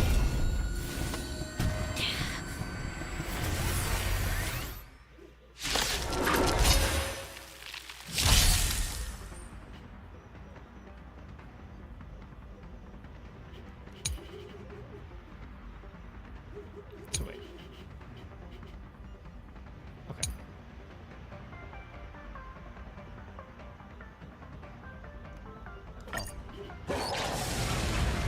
So How we unexpected. weaponized force. Burst to ashes! That would be why they attacked the ship.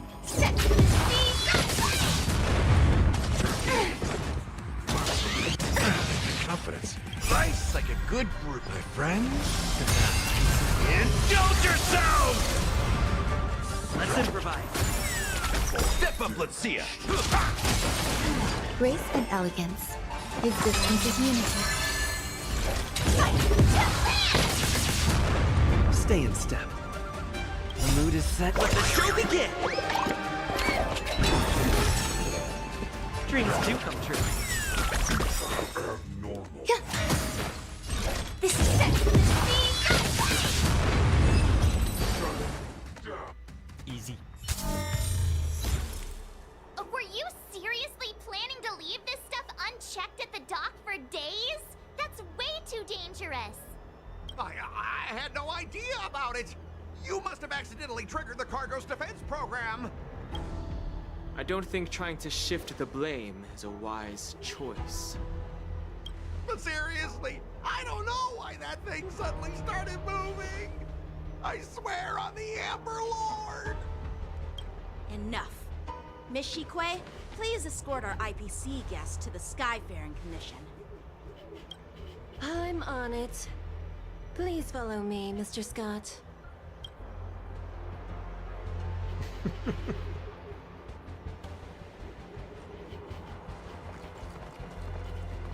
Gentlemen, our preliminary inspection shows that there is indeed hidden biological tissues inside. Just like the craftsman feared. I actually really like Lensha. I can't even tell if it's ingenium or biological in nature. The core of this device is what they call wetware in industry slang. To put it simply, this machine operates with a kind of biological nerve as its control center. Oh, it's a Robozone. Got it. I'll take some samples for the alchemist to analyze and figure out where the biological tissue comes from. Why would the Intelligentsia Guild use such unethical technology? Perhaps they're trying to create a new weapon? Think? Whatever the reason is, it's probably why the Borison attacked the ship. No wonder the IPC were trying to obstruct our inspection. I'll contact the 10 Lords Commission and ask the judges to come and give their final verdict on this. According to our rules, all prisoners and weapons involving dangerous creatures must be taken to the shackling prison for further sentencing. After all, it's the safest place on the Wafu. As for you, Mr. Craftsman, please go with the Cloud Knights and explain the situation to the judge. Yeah, it is a gun. I had a feeling that the IPC My first thought members was would cause anti-entropy. trouble, but I didn't think they'd be this tricky. Thanks for your help, Miss Linksha. I should thank you for saving my life. Your sword skills were impressive. Taking down that big guy. He didn't do shit. I thought the General's retainers were all burly martial masters. I didn't expect Yanqing to be so... Oh no. Yeah, exactly. He's young and talented. As for you, you must be the guest from the Astral Express, right? Saving the Lawfu from that crisis. It's so impressive. It was all Firefly. And she's not even here. It wasn't a big deal. Really. It's still early. So why don't we get some tea at the Alchemy Commission? We can discuss your suggestions for revitalizing the commission. Is she asking him on a date? I'd be happy to accept your invitation. And you three are coming too, right? Big date.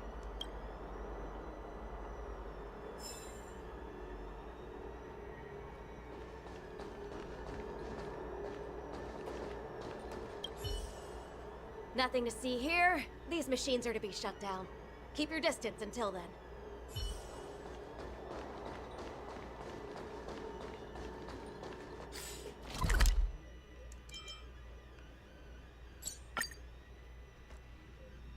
To the Alchemy Commission. Oh my god. Hey! Oh, you're back! Why didn't you say anything in the group chat? I'm on duty. Let's catch up later.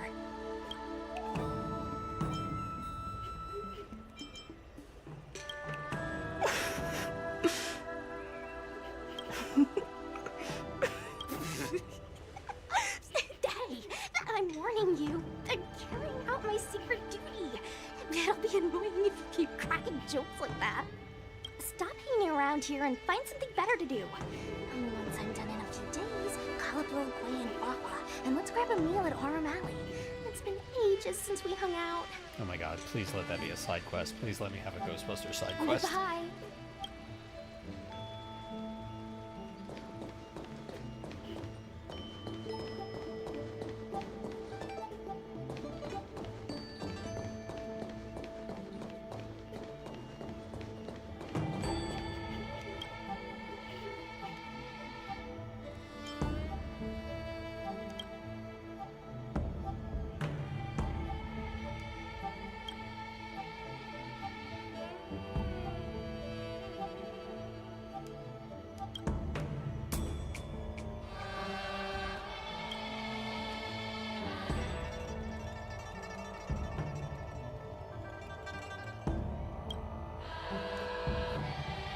Harrier talking to him.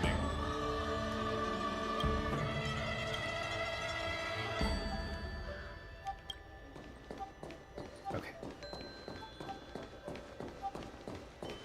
Yeah.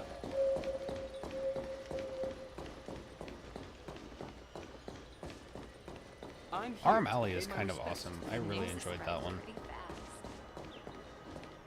All these years, and the view of the Alchemy Commission hasn't changed a bit. Oh, you're originally from here. The tides come and go, but the ancient sea remains the same. For us Vidyadhara, there's nothing more nostalgic than our homeland. You're a Luofu native, Miss Lingsha? Yes, I grew up here, listening to the sound of waves while researching prescriptions with my mentors and peers at the Alchemy Commission. It's kind of sad, isn't it? Everything changes, but somehow remains familiar. Just like you, Don Hung, I traveled far from home, and now I've returned. Seeing the familiar scenery brings back a hint of nostalgia. Oh, so everybody knows who he is. The view here would be even better without the ambrosial arbor. Oh, really? I think that towering tree looks pretty impressive. Even if it's impressive, it's a plague mark. The Xianzhou have been fighting abominations for thousands of years. And now that the ambrosial arbor has been reborn, it's only natural for everyone to feel uneasy. Well, once a seed is planted, no matter how long it takes, it'll eventually sprout and bear fruit. That's a terrible analogy to use for an evil tree. In my humble opinion, the rebirth of the ambrosial arbor and the resurgence of the disciples of Sanctus Medicus were inevitable. The seed was already planted when the ancestors of the Xianzhou sought immortality.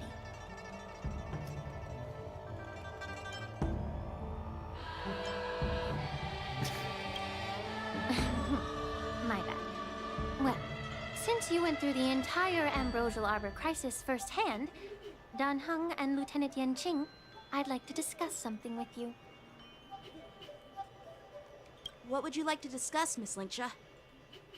I was lucky enough to be chosen by the Alliance to come in and clean up all the old grime in the Alchemy Commission. Oh, the fun job. Honestly, the Alchemy Commission is riddled with problems and has reached a point where fixing it seems impossible.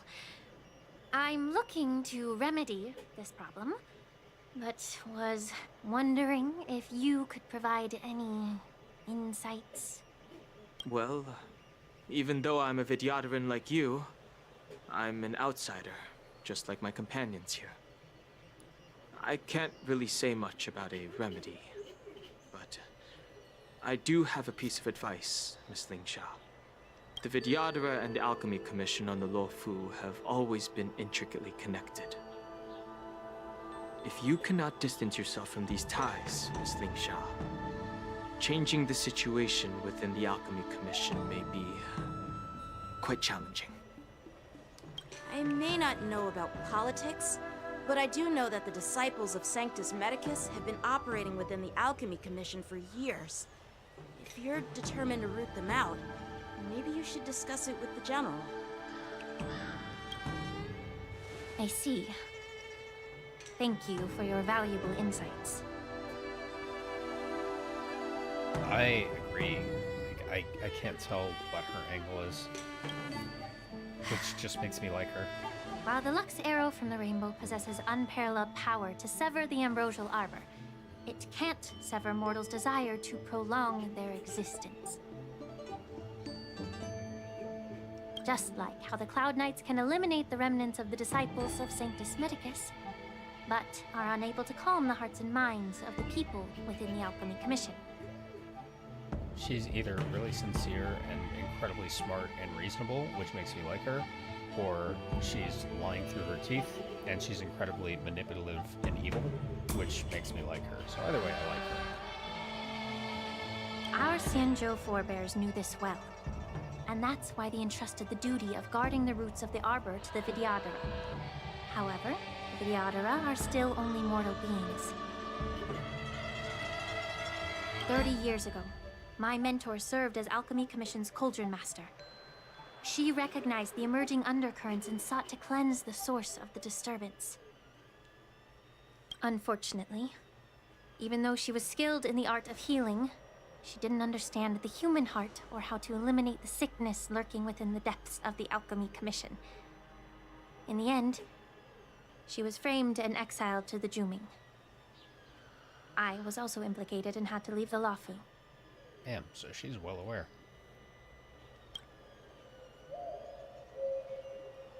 And guess who arbitrated the case and handed down the sentence? None other than General Jing Yuan himself. Okay. So now we have a motive for her to be evil, if she chooses to be. What? You heard it right. The ones responsible for the corruption in the Alchemy Commission are not just the remnants of the disciples of Sanctus Medicus, but even the Divine Foresight himself.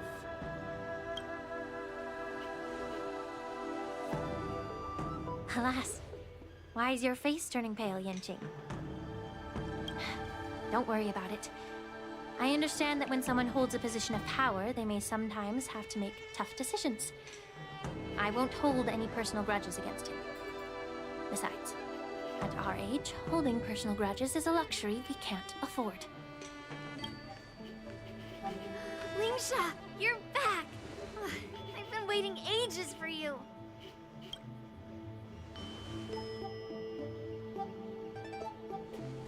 Yunli! Why aren't you with your grandpa? What brings you to the Alchemy Commission? Well, let me take this opportunity to introduce you to Yanqing. What a small world. You stole my sword! Give it back! I see. Let's skip the introduction part then. Why do I keep bumping into you? Are you stalking me or something? You realize this means that they're going to become a couple in the future. Of course not. Unlike you, Miss Yunli, I have important things to take care of. You, on the other hand, seem to have all the time in the world to wander around without returning my sword. Grandpa used to say that a sword reflects its master. I talked to your sword, and it told me that you've been distracted. You hesitate when you should strike, and you struggle to stay calm when your sword is unsheathed. Now that I see you again, I realize your sword was right. It wasn't me who took your sword. It was you who lost focus. Do you really expect me to believe that nonsense? I've been taking it easy on you because you're a guest from the Juming. I really want them to fight, and I want him to get his ass beat. Don't people from the Juming know you're supposed to return what you've borrowed? Just look at this flying sword. Even if I gave it back to you now, it'd just be taken away again in a few hours. You know the Cloud Knight saying, a Cloud Knight must never let slip their weapon. Yes? Well, sure, I can give it back to you now, but on the battlefield, that's a whole different story. Poor flying sword. Fine, you don't have to give it back, because I'll take it back myself!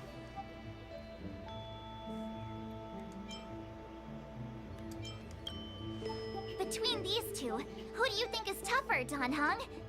Don't get me wrong. I'm just curious. I'm not. Fight. Get ready to separate them. It is my first day at the Alchemy Commission. A brawl is definitely not how I imagined celebrating it. Well, since you don't approve, I won't draw my sword here. I didn't mean it in that way. Since you've already drawn your swords, you'd be disappointed if you didn't get to test one another, right? I've received reports that the delves near the Alchemy Commission are still infested with abominations. Seems like my predecessors left quite a mess. So, if you two want to determine who's better, why not focus on them instead of each other? Clearing out some abominations? Sounds boring. It's the Cloud Knight's duty to eliminate those abominations. You don't have to ask me twice, Miss Lingsha. I'll help you get rid of them. Oh, you think you're the only one who knows how to behave? If Lingsha needs anything, I'll gladly draw my sword and help her out. Oh, now that Yanqing's doing it, now she wants to do it. It's so heartwarming to see both of you being so sweet and caring. So then, shall we get going? I like her sarcasm a lot. Ever since the disciples of Sanctus Medicus were eradicated, their experimental abominations have been festering here. If you want a contest, I'll be the referee. The one who kills the most abominations within an hour wins. Lingsha, as always, you're still an expert in making unpaid work sound so noble and grand. It's for your own good, little Yunli. While you desire to compete against each other, I don't want to see either of you getting hurt. That's really thoughtful of you, Cauldron Master. So, are you both ready? No! Why? Ugh. Looks like my predecessors left quite a mess. Let me say it again. The one who kills the most abominations within an hour wins. Be careful when you draw your swords, and make sure you don't hurt each other. Can we start now, Lingsha? How many can you block?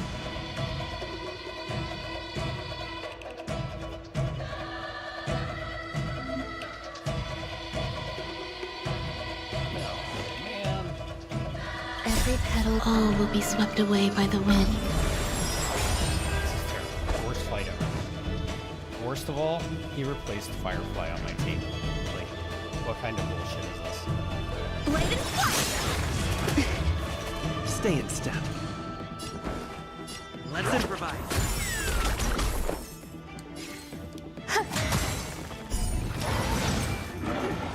I didn't expect someone who can't even hold hold on to his sword to actually have some skill. He doesn't have any.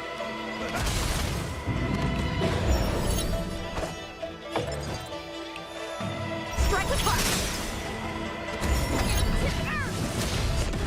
You've got style with those moves, but you're not striking where it counts. It's shame to see you misuse your sword. There's more to life. Yeah, I'm kind of mildly upset. Still the same one. A one-time enemy. Blade and flash. Did the rhythm get messed up? Let's improvise.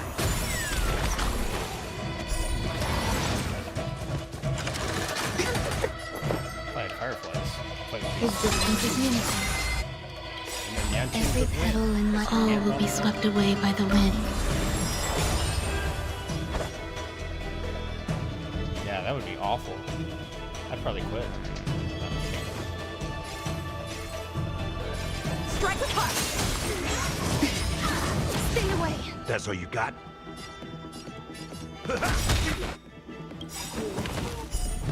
Nice, like a good brew. Full, my friends.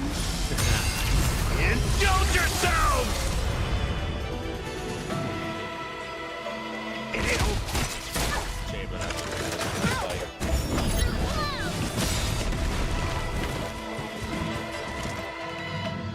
The mood is set. Let the show begin! Dreams do come true.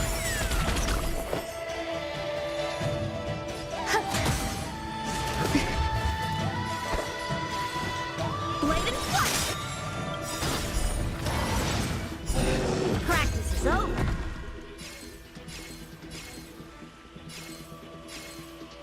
Swords descend.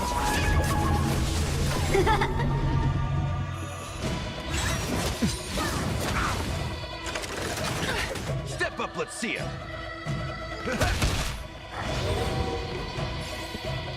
Let's improvise. Grace and elegance.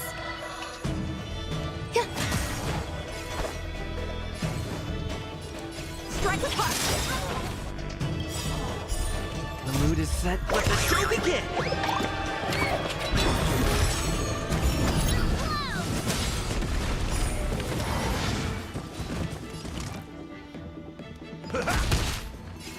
Yeah, Dreams do come true. A one-time enemy. I don't mind seeing ancient moves. Blade and flash.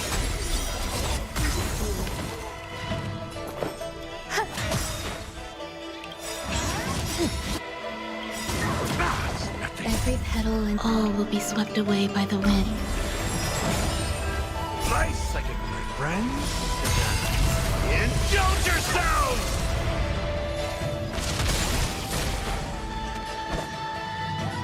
Strike with heart.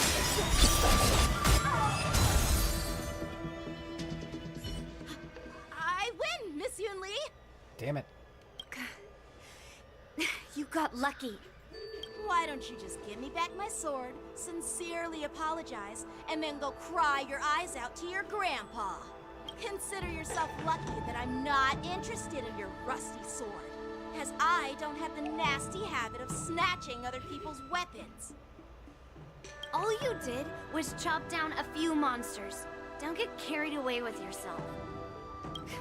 If you think you can just take this sword from my hand, go ahead and He try. really is. Oh, please let him get his ass beat.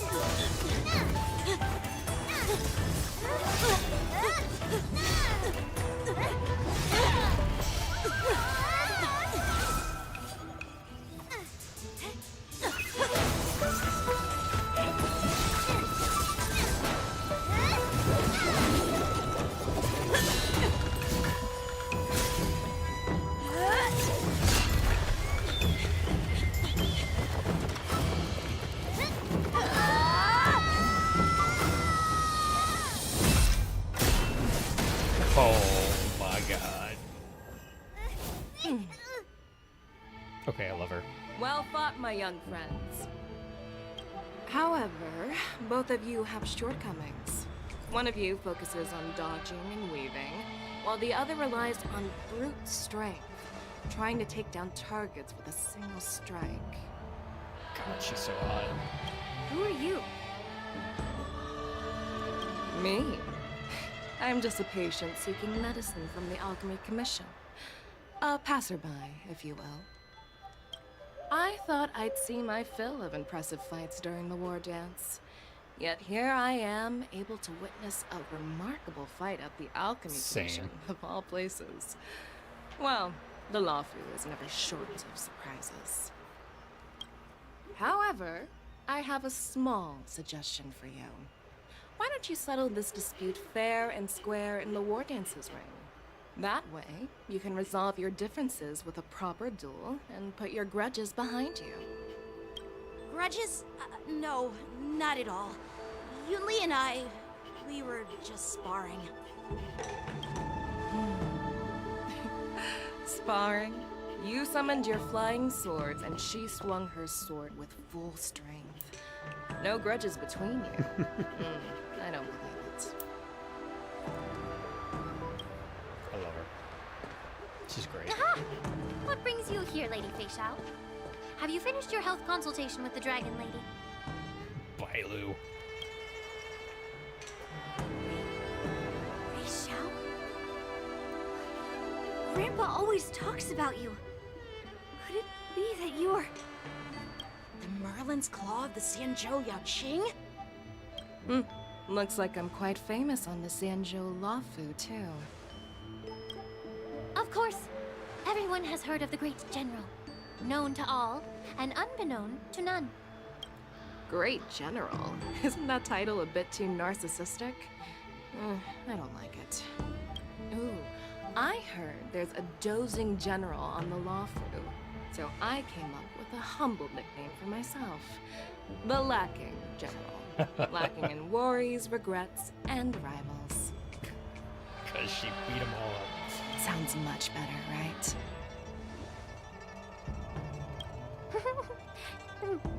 Yeah, that's a befitting title that sounds both humble and impressive.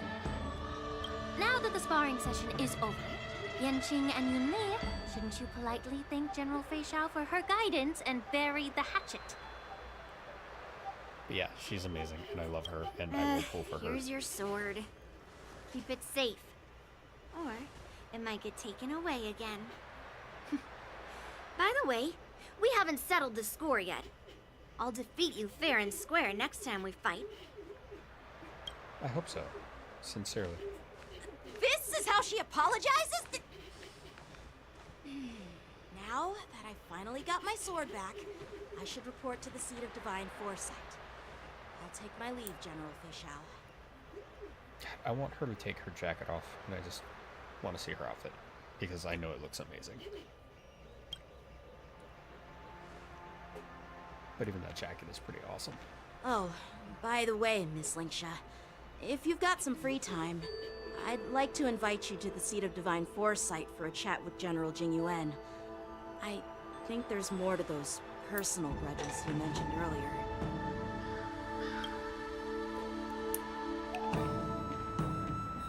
Thanks for stepping in, General Fei Xiao. Otherwise, I'd have had to knock them out with my incense. Not at all. Just doing what you asked. How about we call it even as payment for the healer lady's consultation? Why is she going to the healer lady? Sorry, but even a general needs to pay their bills. We don't do credit here. And let's not forget, you'd have been waiting decades for a chance to see the Dragon Lady if it weren't for me. Well, you can always send the bill to the seat of divine foresight and say it's for mentoring those kids. After all, it was quite the effort splitting them up. I nearly had to get tough. Now, if you'll excuse me, I need to find a spot and get some fresh air. Fresh air? You're already outside. Do you mean salty air?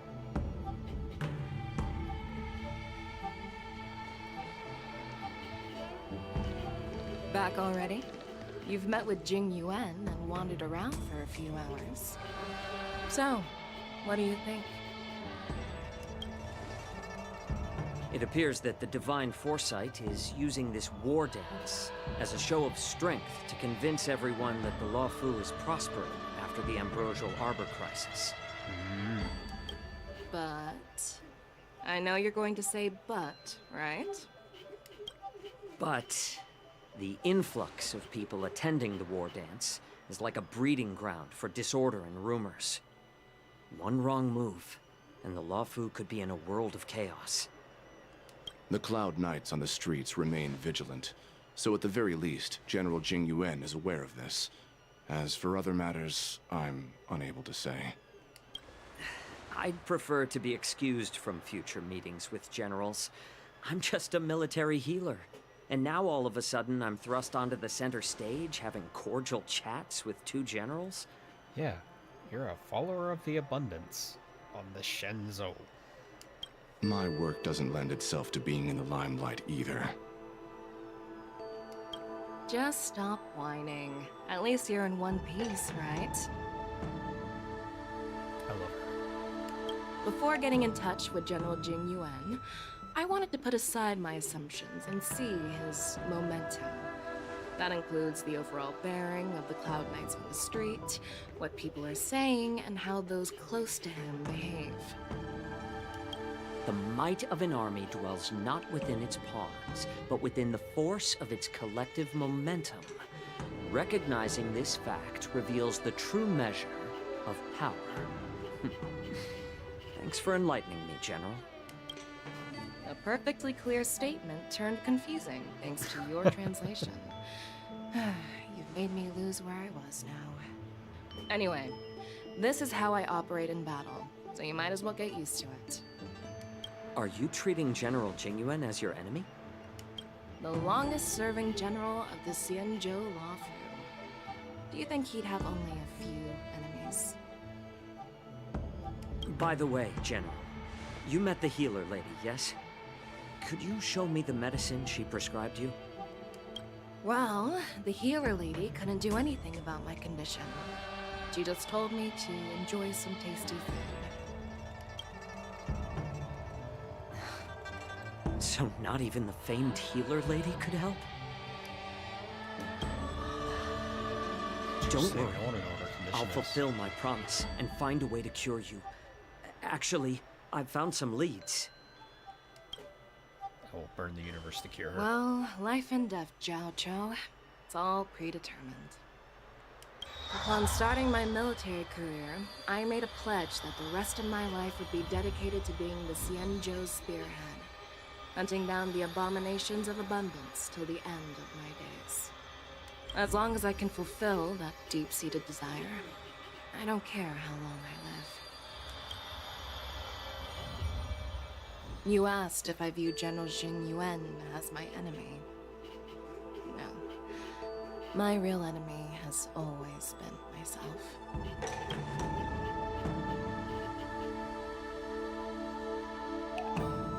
Enjoy some tasty food. So, what's for dinner tonight? Jeez. You really know how to read the room, don't you? You guys figure it out for yourselves. I'm due to catch up with an old war friend I've not seen for quite a long time.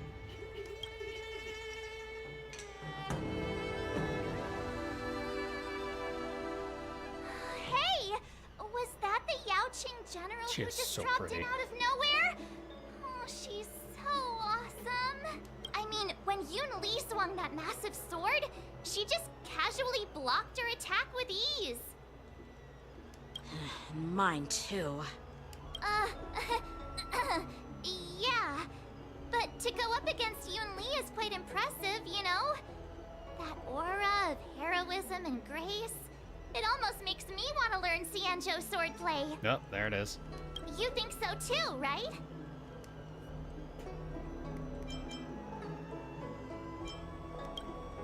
I agree. General Fei Xiao is indeed impressive. I was actually hoping you'd give Yanqing some praise. Not gonna happen. Thanks for the kind words, Miss March. The war dance is coming up, and I've been chosen to represent the Cloud Knights in the ceremony. Oh, the poor Cloud Knights. I've had my fair share of defeats lately, and even though I know there are always more skilled sword masters out there, seeing General Fei Xiao's skills today has made me feel a bit uneasy again. Don't underestimate yourself. After all, generals won't fight in the ring during the war dance. Just remember the state of mind you had when you single-handedly took on me and Blade, putting life and death aside.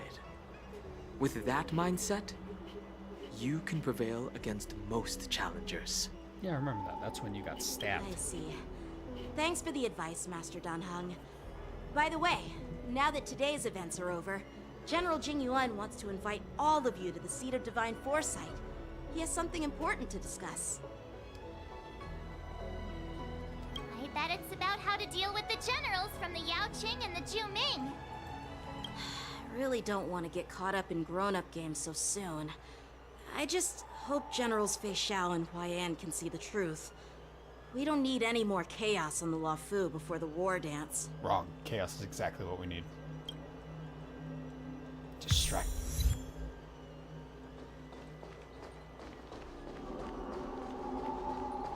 Need your extractor cleaned or your star skip serviced? I don't believe in some ominous ass music.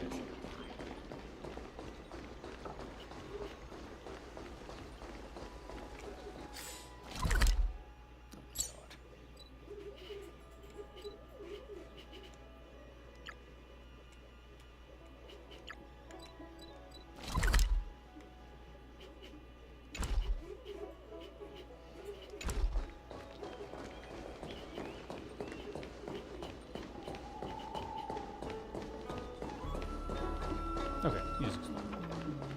What is your purpose for entering the Seat of Divine Foresight? I want to enter.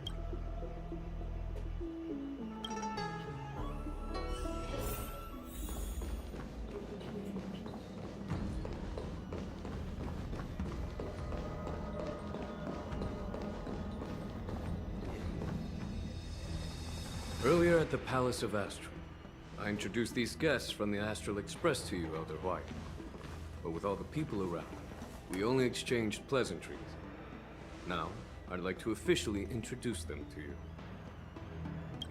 These three braved great dangers, accompanying me into perilous places, defeating the chief culprit Vantilia, and uncovering the conspiracies of the disciples of Sanctus Medicus.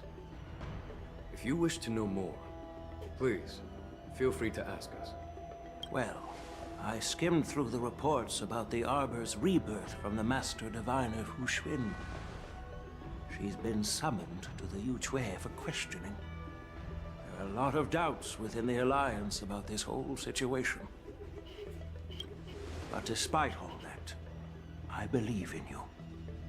Since you joined the ranks, you have repeatedly achieved remarkable feats. After the High Cloud Quintet each went their separate ways, despite the many criticisms within the Alliance, the Martians still stood firm against the dissenting voices and entrusted the Luofu to you. Over the years, you've served the Alliance with loyalty and wisdom. You've taken down abominations in Thalassa, rescued the Xianzhou Yu Chui from a siege, and destroyed the demonic planet summoned by the denizens of abundance. I still remember those battles vividly. There are fools who doubt your loyalty. They're happy to see the divine foresight fail because it gives them some kind of sick satisfaction. They haven't achieved anything of their own, so they feed off the failures of others. But I've seen enough failures in my time, and I want to believe that your loyalty has never wavered.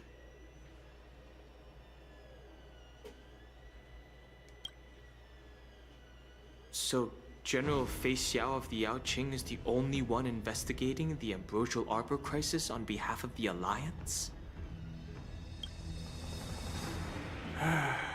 No. I am too.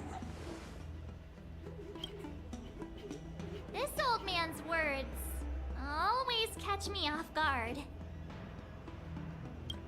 The Marshal ordered me to come to the Xianzhou Laofu, but the document only says, attend the war dance and listen to Fei Shao's questioning.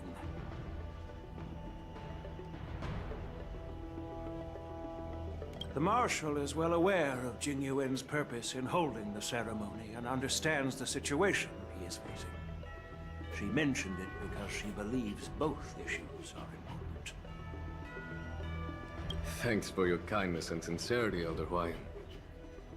But is it appropriate to tell everyone here about the Marshal's orders? By introducing the Express's witnesses to me alone, aren't you aiming to discern the intentions behind both my actions and Fei Shao's? And whether there's any discord between us? Well, since I'm being open and honest with you, I encourage you young folk to do the same. As for the Ambrosial Arbor crisis, all I need to do is listen. General Fei Shao will be the one asking the questions. To be honest, I'm more concerned about the timely start of the war dance. Oh, by the way, I've prepared a gift for the war dance. This dude's awesome. What are you doing here? Yes, it's this case right here. Is this for March?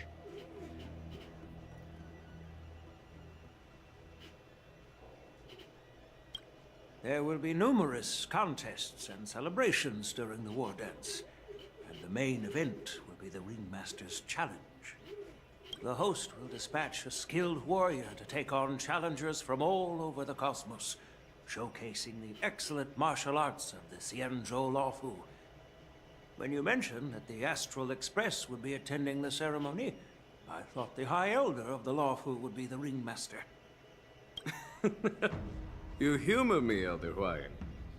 The healer lady is just a young lady who knows nothing about martial arts. How can I assign her as the Ringmaster? Ah, thank you, Zwelia. I'm no match to you when it comes to joking. What's this box for?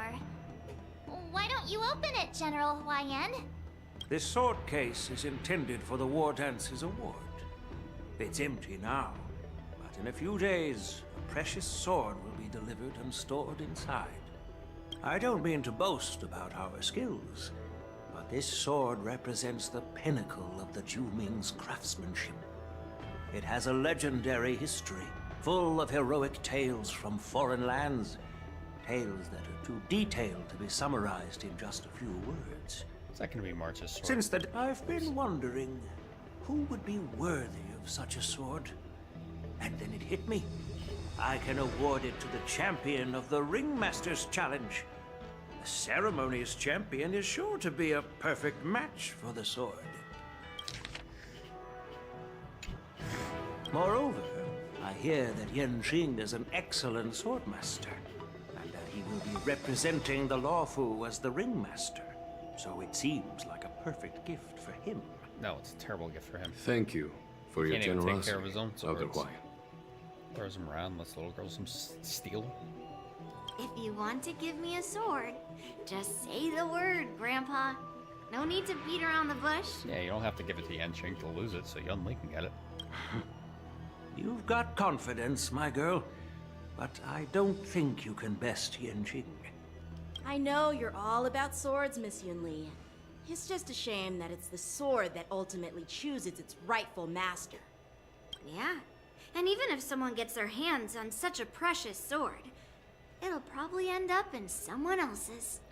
The outcome of our duel at the Alchemy Commission is still up in the air. Since you're interested, why don't you represent the Xianzhou Juming and challenge me in the ring? That's exactly what I had in mind. Nobody knows who's gonna come out on top. It could be me, could be someone else. It'll probably be me. But whatever happens, it won't be him.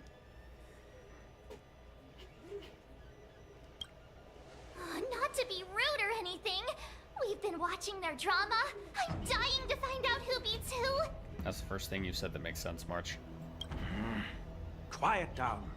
We have other guests here. I've prepared this sword to add some excitement to the ceremony, not to have you two squabble. It's not a good look for the Alliance. While you both seem confident that you'll win, you need to remember there can only be one winner and one loser in the ring, which could lead to hard feelings. Actually, I have an idea. We don't know who the winner will be, and it might not be either of you. But if you're eyeing that prize, you'll need to work together. I want you to take on an apprentice who will take part in the war dance and win at least one match. Oh. How does that make sense? I see where this is going and I don't like it. In my humble opinion, while a Cloud Knight is commendable by securing victories, it's even more so to pass on your skills and spread the way of swordplay. I'd be greatly pleased if this apprentice could represent the Express in the war dance by displaying their Cloud Knight flair and prowess. Well, Elder Huayan's idea is quite interesting. Imparting swordplay skills requires teamwork, and both the winner and the loser will learn a valuable lesson regardless of the outcome. The question is, whom should the two of them take as an apprentice? Huh? Who? Wait, me? I noticed just now that Miss March seemed quite interested in the outcome of your sword fight. So I thought, why not teach her the art of swordplay? I was interested too. Oh, wait. Are you serious, General? Why am I being dragged into this all of a sudden? I've never practiced swordplay before. I'm a total newbie. You really think I can learn it? Well, you'll probably realize I have no hope and give up on me. And that'd be so embarrassing.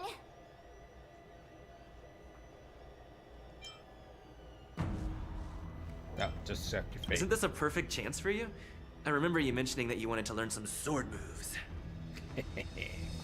Yeah, I did say that. But this is all happening so quickly, don't you think? Nope. Miss March is like a piece of jade in the rough, just waiting to be shaped. The war dance is the perfect opportunity to see what heights she can reach. I appreciate your kind words, General YN. But won't teaching me swordplay be a waste of Yanqing and Yunli's time? They should be preparing for the ceremony. Plus, I heard that each swordmaster has their own special moves. What if they let something slip while teaching me? If everyone knows each other's tactics, won't that make it hard to catch people off guard during the war dance? That's considerate of you, March 7th. But don't worry. It'll take you at least a decade of hard training before you can even start learning special moves. No need to freak out. A few Juming swordplay tricks will mean you'll be more than equipped. Really? Looks like March's curiosity has been piqued. The whole point is to know each other's moves. Defeating your opponent in just one move? How boring would that be? Plus, what really decides a swordsman's fate isn't some special move. It's the solid fundamentals. So Miss Yunli has already agreed. What do you say, Yanqing? General, I haven't graduated yet. How can I be qualified to teach swordplay to others? So you're admitting your defeat, huh? If you're not even confident to teach, why don't you let me be the ringmaster instead? I love how she dunks on him constantly. Yanqing, teaching an apprentice is also a way of honing your own skills and gaining insights. You've been an apprentice for years. It's about time you looked at swordplay from another perspective. I see, General. Then count me in. Now that Yanqing has agreed too, it all comes down to Miss March giving her nod. It's up to you to make the final decision, March. At least that way, I won't have to worry about you accidentally shooting me in the butt all the time.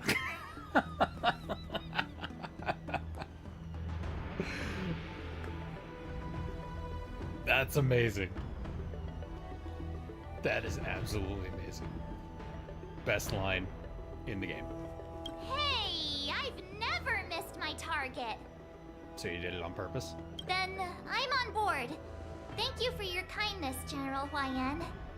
Great. Starting tomorrow, Yenqing and Yun Li will teach you the basics of the Cloud Knights swordplay. Yun Li and I will head out and purchase some sword practice equipment for Miss March. Think of it as a little initiation gift. You're too kind. Oh, wait, you're giving me a gift? Shouldn't it be the other way around?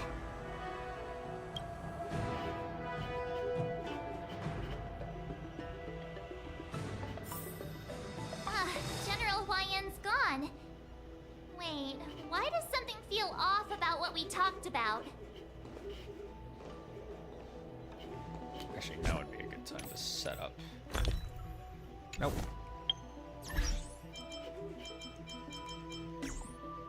Set up a more well-rounded follow-up team in case they decide to take Firefly away from me again. Like Jake. Can a life made of a Stellaron show desire? And If there's anything you need, don't hesitate to ask.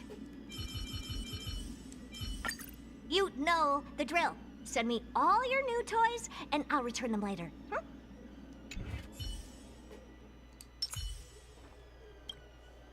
I think we strayed off topic. How did things even get to this point? Yeah. This is all your fault. I brought you here because the General said he had some important matters to discuss. But how in the world did Yun Li and I suddenly become Miss March's swordplay mentors?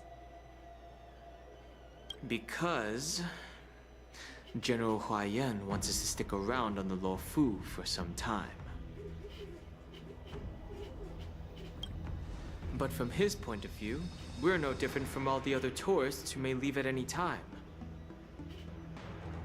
Since the crew's actions were mentioned in the Luofu's operations log were given to the Alliance, he probably wants to see firsthand if we're as capable as the report claims, or if we're just some made-up excuse to save face. And he wants to see it for himself during the war dance, which is why he even dragged Yun Li into this. What began as a simple contest between two sword masters has now evolved into you two collaborating to mentor March. Elder Huayan is still that tricky general who likes to give everyone a headache. My apologies. Truth be told, I invited all of you to the ceremony because I wished for you to act as my witnesses. I apologize for not disclosing this information earlier. In the coming weeks, I'll also invite all of you to a meeting with General Fei Xiao, where you may need to answer her questions and clear up any doubts she might have. So please, be prepared for the meeting. I want to get grilled by her.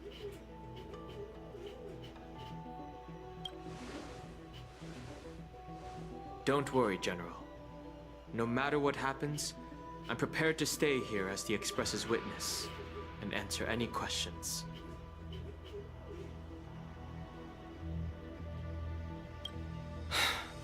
Thank you, everyone.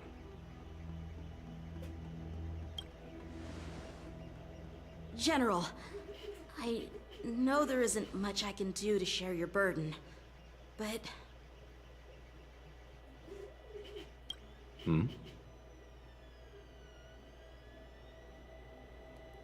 As the Luofu Ringmaster, I won't let anyone defeat me in the war dance. You keep saying that. I know.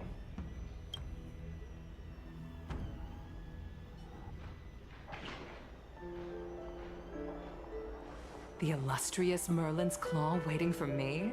And for so long, too? It's quite an honor. It's been a while, General Fei Xiao. I'm so happy to see you, Kong, again. It's been 30 years since we last saw each other. Right, Yukong? That's what, like a year? Yes. Back then, you were the vanguard of the Yao Qing's Verdant Knights, and I was a pilot of the Law Fu's Rainbow Orbit fleet.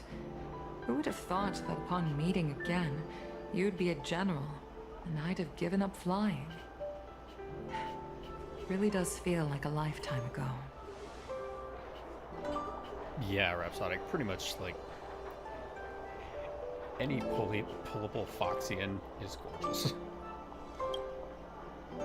Well, I wouldn't say I haven't seen you in 30 years.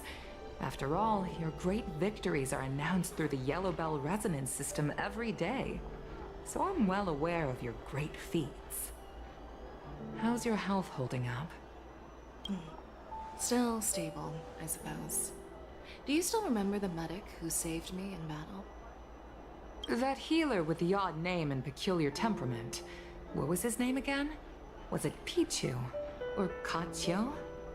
Jiao Cho. He's been my retainer and personal healer, delegated by the Alchemy Commission from the Xianzhou Yao Qing. Over the years, he's dedicated himself to managing my I want to know condition. what her condition is. It's thanks to him that I'm still in good health today. Given my background, I'm happy to have made it this far. I'm relieved to know that you're safe and sound. Well then, since you and Elder Huayan are here, I imagine you must have received orders from the Marshal? As your friend, may I ask how the Alliance intends to punish the General of the Lawfu? The Arbor's rebirth has frightened the elders who lurk behind the scenes. They fear the resurgence of abominations, much like what happened 30 years ago. Although the report from the Lawfu explained all the details, we don't know if the Ruin Legion really invaded, or how exactly the Stellaron Hunters and the Astral Express became involved. This puzzle has many missing pieces. As you know, the fugitive Jing Liu, who mysteriously disappeared many years ago, has resurfaced. This time, she has brought along an outworlder and a coffin, claiming to offer the Marshal a method to fight against the Eons. Oh, really? The Lawfu Preceptor has also leveled accusations against Jing Yuan for neglecting the Alliance's principles. She asserts that Jing Yuan enabled the exiled Imbibitor Lunae to re-enter the Lawfu, thereby unlocking the lunarescent depths within Scale Gorge Waterscape, which in turn disrupted the Vidyadhara's dutiful watch over the ambrosial armor. That's a lot. It is for these reasons that I have come here to the Lawfu today. Well, duty calls. Perhaps I shouldn't have mentioned all of this to an uninvolved person, but since we once fought together, I didn't want to keep you in the dark. Perhaps pretending you didn't hear any of this would be for the best. I understand. I'm sorry. I was out of line. I know I shouldn't be defending General Jing Yuan right now, but... well, you know how I am. The Lawfu has enjoyed centuries of stability since the end of the sedition of Imbibitor Lunae, much of which can be attributed to General Jing Yuan's masterful strategizing. Unfortunately, for a long-life species, enduring through the ages always culminates in a failure that undoes all previous achievements. A moment that our adversaries relish. That's true. And that's why I'm also here for another purpose. To visit Hule. Hule? You mean that Hule? The Borisin Warhead? The same Hule who has been imprisoned in the Shackling prison for over 7 centuries? It's the one that Quintet fought.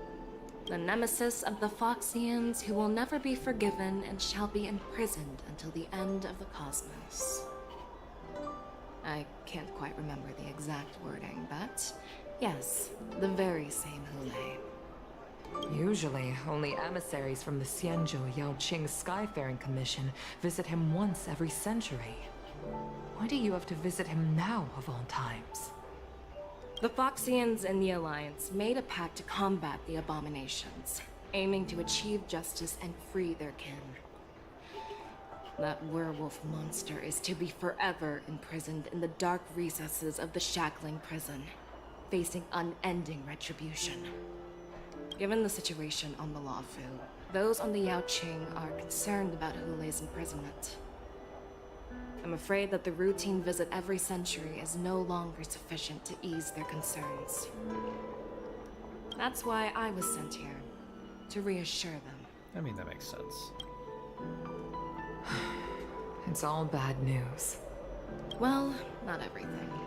There might be a silver lining. Oh, by the way, I found some clues about the thing you asked for. Tell me more. The Verdant Knights followed the route you mentioned and discovered the wreckage of the Whistling Flame ship. Unfortunately, there were no survivors and no cargo. However, someone had already been on the scene before we arrived. Our people? Or someone from the IPC? No, neither. Yukong, have you heard of a person named Ron May?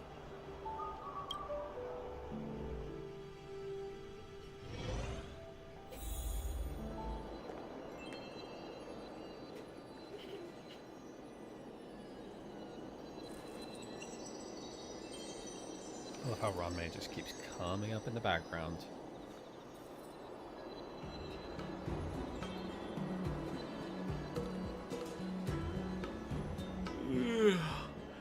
I'm still feeling sleepy.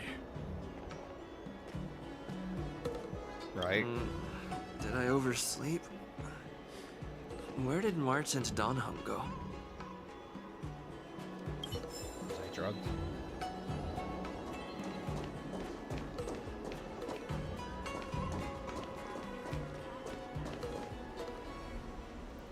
There you are.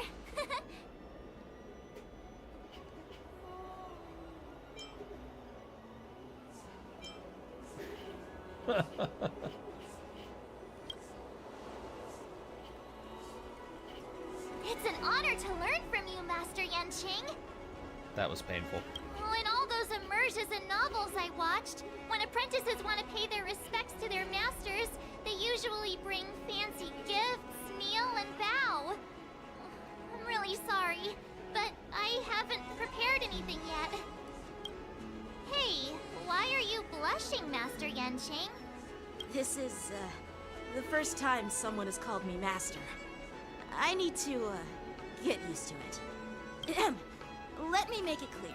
Swordplay training is about improving your body, mind, and strength. It's not a casual game you can master overnight. But give it 2 weeks, and you'll be ready for the war dance. I promised General Huayan that I'd teach you Cloud Knight swordplay, so you can participate in the war dance and defeat at least one opponent. I'll do my best, but if you break your master's rules... Is it too late for regrets? I'm already regretting my impulsive decision. Honestly, I'm not sure what I'll do either, because I've never been a teacher before. So, Miss March, please behave and don't skip classes. Or complain. You need to toughen up and train her properly, Master Yanqing. Don't go easy on her. Yeah. You're so heartless. By the way, where's Yunli? I've found a quiet spot in the back garden of the Palace of Astrum for our first lesson together.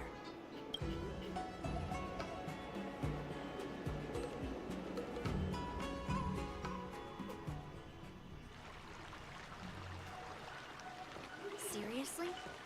It's the first day, and you two are already late? Why is everyone on the Luofu so laid back? So disappointing. Master Yunli, you're already here. Sorry for keeping you waiting. Oh, wait. Were you trying to teach her in secret? That's sneaky. I'm just showing you what Luofu etiquette is all about. She might be my apprentice, but it's customary for the master to personally escort their apprentice to the place of learning. As the host, I'll be teaching Miss March the essence of Lawfu swordplay, after which she'll emerge victorious in the war dance ring. You won't be complaining about Lawfu swordplay then. Stand aside, rookie. Let me show you how we Ju-Ming swordmasters treat their apprentices. Quickly, over here, Miss March. This is a reverse mentorship gift from me to you. Ooh, I hope you okay. put it to good use. What's this? Xianzhou clothing? It's so beautiful! Sword practice requires precise movements. This outfit is tailored to fit perfectly and allows for smooth movements. I even added some small accessories. I put a lot of thought into it. You're awesome, Master Yunli! See? See? How can you compete with me? I'll teach March 7th the essence of Ju-Ming swordplay so she can win the contest with my sword skills. Actually, I've prepared something too. Huh? You have a gift for me too, Master Yanqing? Since you want to learn swordplay, Miss March, you'll need suitable weapons. So, I went out of my way to prepare a pair of swords overnight. Unfortunately, I didn't have time to ask the craftsman to customize the swords for you.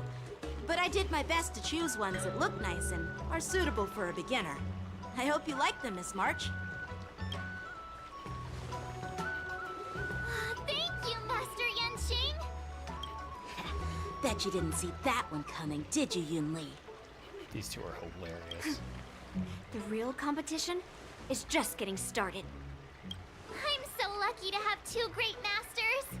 But why does it feel like things are getting a bit weird? Tension. So what do you think, masters? Does this outfit suit me?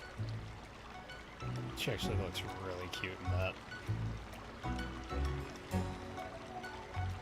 Perfect. I chose it carefully. It's perfect for beautiful young swordswomen like you and me. All right, let's get started with the training. The person next to me is a Cloud Knight instructor I've brought in. For your first lesson, try exchanging a couple of moves with him. Wait. We're having actual combat training for the first lesson? Isn't that a bit too intense? Well, I heard you have some experience with archery and martial arts. The first thing we're going to do is see just how strong your fundamentals are. Come on, step forward and strike with the sword in the most natural way you can think of. It's important for us to grasp your natural movements so we can decide where to start and what you need to learn. If you're ready, let's begin.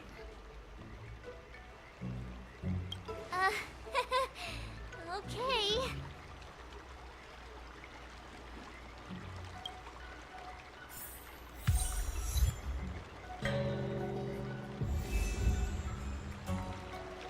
Well, I heard you have some experience with archery and martial arts. The first thing we're going to do is see just how strong your fundamentals are. Yunli is good at dressing other people, not herself. Come on, step forward and strike with the sword in the most natural way you can think of. It's important for us to grasp your natural movements so we can decide where to start and what you need to learn. All right, let's get started with the training. The person next to me is a Cloud Knight instructor I've brought in. For your first lesson, try exchanging a couple of moves with him.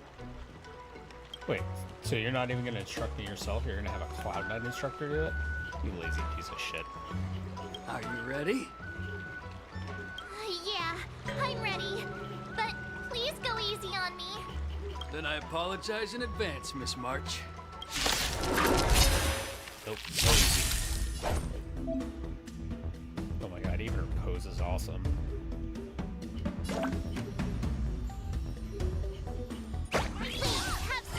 Pay close attention, Miss March. Lawfu swordplay is all about being swift and agile in your movements. Blade in flight!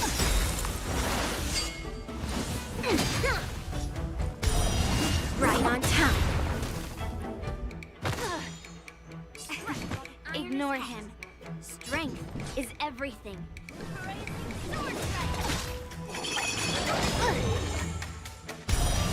Yes, you! Like this? Polished?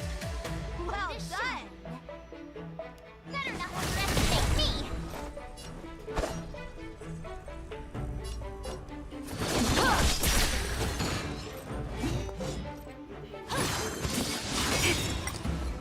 Yes, you! Right on time. She really is a slightly less annoying Clara. But Clara has far which makes up for The outcome lies any within the annoyance self. that Clara has. Not. I could take 10 of you. Pardon my manners. Oh my god, she gives them boba. Amazing. Yes, you! Blade and flight! I could take. Yeah! Strike! I'm starting to get the hang of it. Swordplay. No! Practice is over. Swords descend!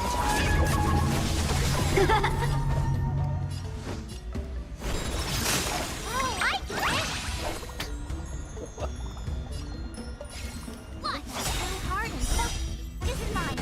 Here I come. Right on time. Time to show you what I can really do. Oh my god, her little thought bubble. That's amazing. Azure Dragon, White Tiger, eating less carbs. What's this? What are you mumbling about? Isn't this, sword technique? Shouldn't I be saying something cool? You'll make for good practice. To Earth!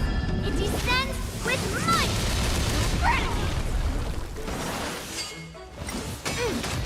Right on time. Awesome! Ready to shine. All right, check out this move.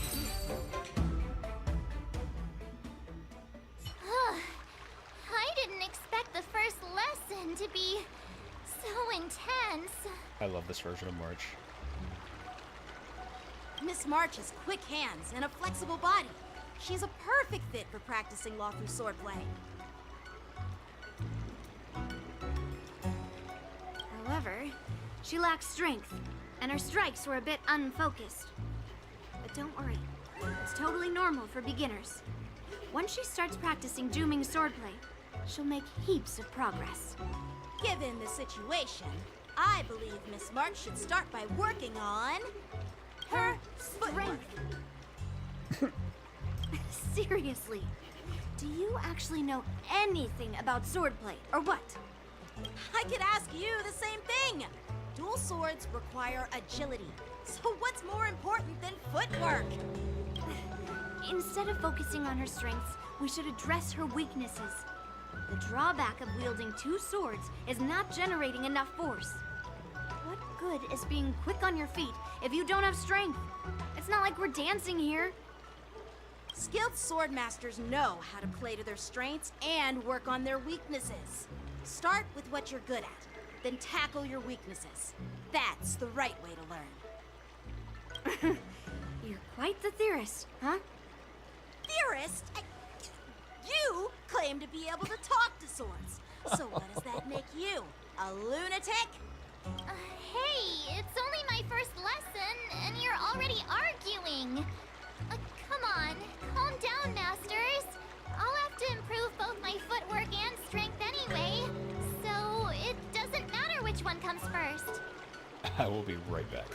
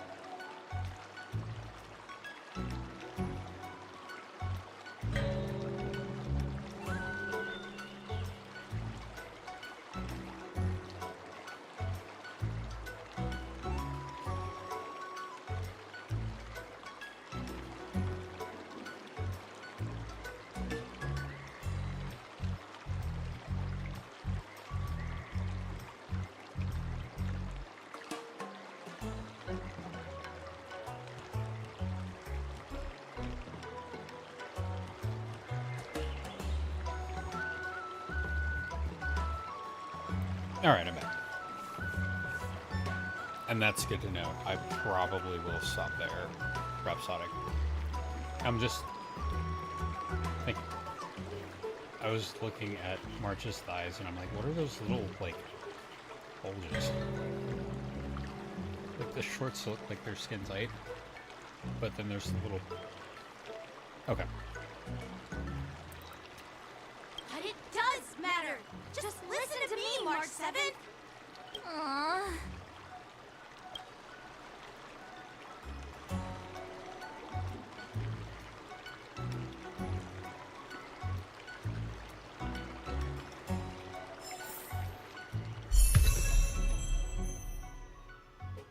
She's abandoned preservation.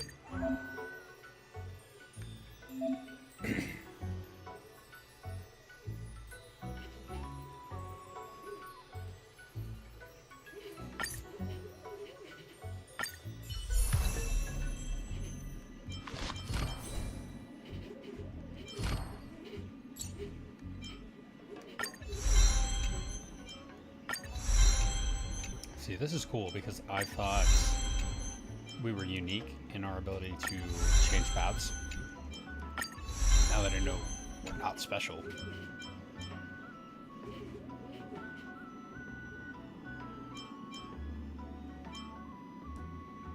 Wait, what?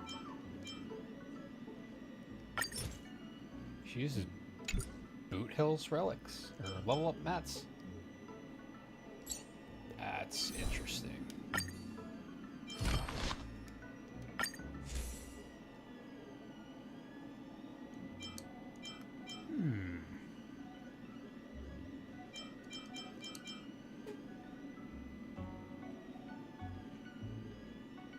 I'm not ever going to use her basic attack, though.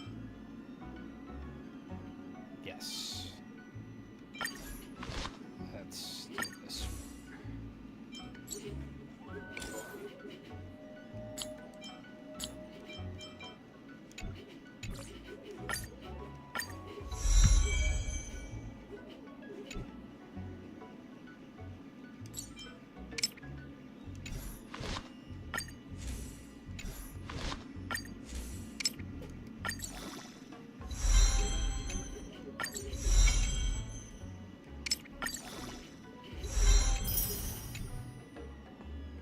Oh no. Oh wait, it's August. Means I can buy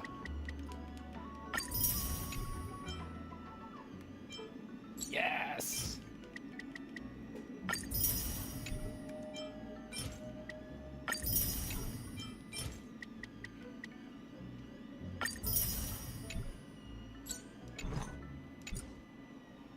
Oh. Well, then I'll change. Swordplay? Oh, yeah, I can see that. But I want to superimpose Su Shang's because I don't ever use Su Shang anymore. Probably should, though. She's actually really good.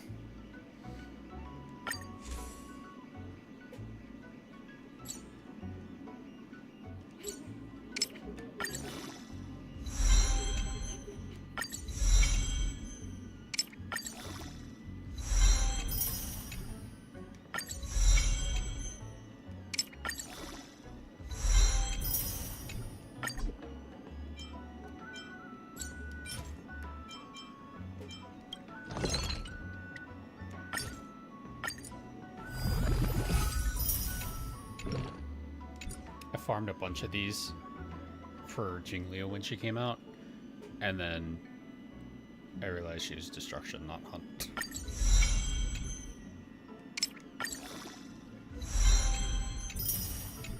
That was so sad.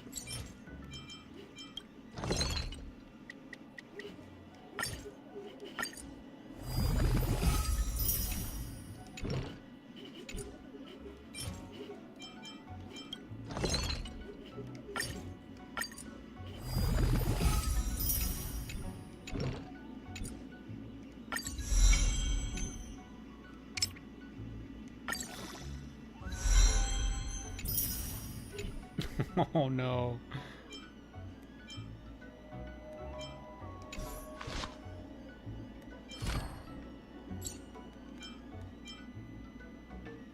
I guess I can unlock one for her.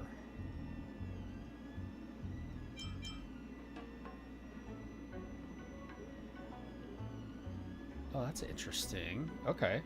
That's a cool ability.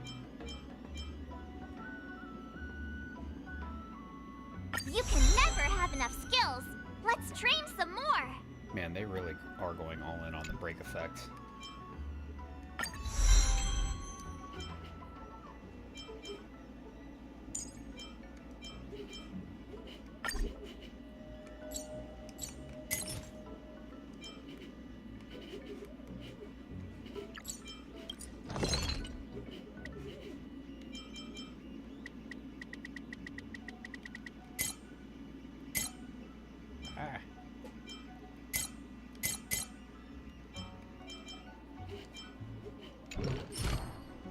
Let's try that again.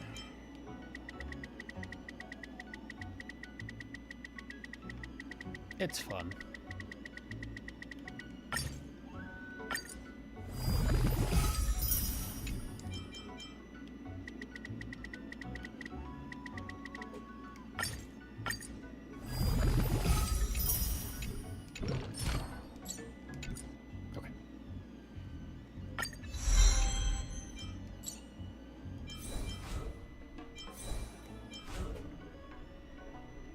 And now I gotta get March Eidolons again. That's how they get you. Wonder. Nothing. Man. See, I want to pull for Huohuo, but the VA thing. See, this isn't fair. They put cats in her light cone. Makes me mad. I love cats. I can do this though. Oh shit.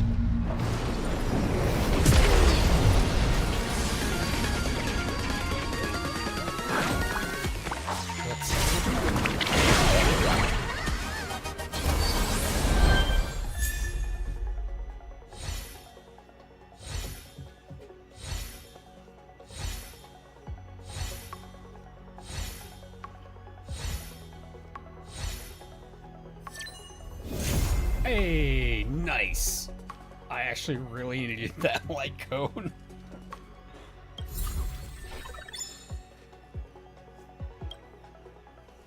Okay, that solves my my Clara problem. Because I mean, I know it's not even her best light cone. Right? But I had given up Clara's light cone to Firefly, I believe. Yeah. So Firefly ate Clara's light cone, and Clara's been using this really bad one with Misha on it. And so I took Clara into MOC, and I was like, man, Clara's just like, her break is great, but she's doing shit for damage. And I was like, why? And then I was like, oh, right. Because I gave her light cone away.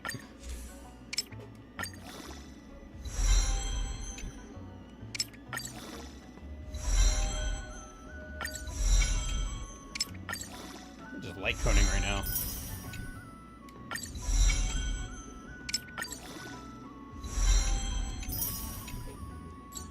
It's always the blue ones. No, you know what? I can just buy it. I can buy the blue ones. I have these things. While I'm here, actually, I can buy the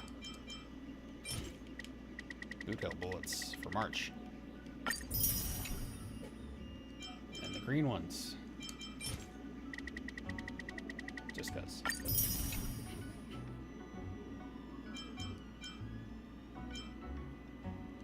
And then these. Again, just cuz. And I have 64 here. Like, there literally aren't any more light cones here that I want, that I need. I would like a track of destiny, but restart rail bases. Awesome. Sorry, we are like so off track right now because of this.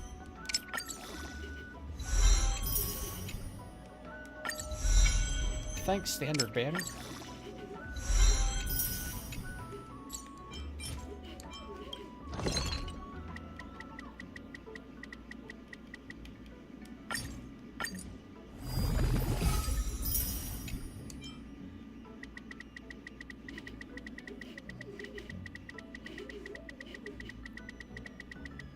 There's got to be a better way to do this. Tracks. Ah. It's okay.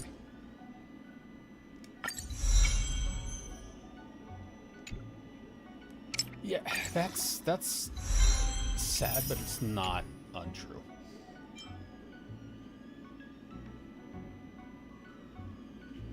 Oh man, it heals Clara too? Oh man, I don't...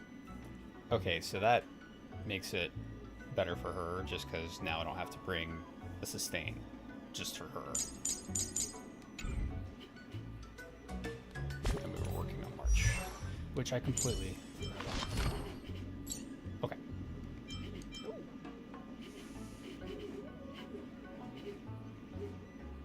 What? She's eating my fangs? So she's a mix of everything. It's not just Boot Hill, it's everything.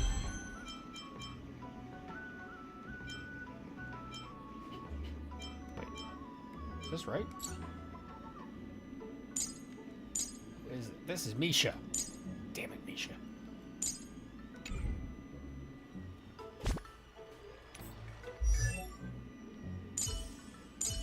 Why can't I pick March? Oh, I probably have to find her buried in my roster. Where are you?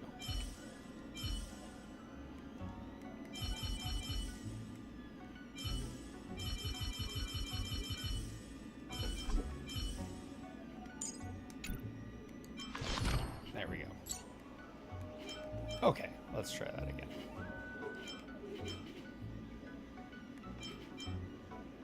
You can never have enough skills. Let's train some more.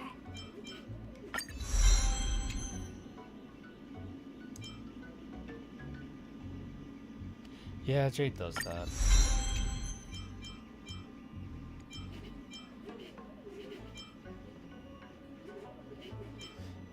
But then I'm like, thank you. May I have another? Nope, we're gonna keep going. So let me use this last track.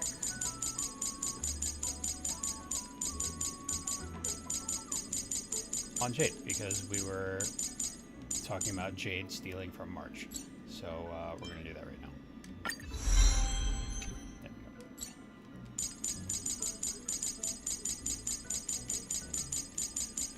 So now, not only is Jade stealing Clara's life, she's taking March's level up materials. There we go.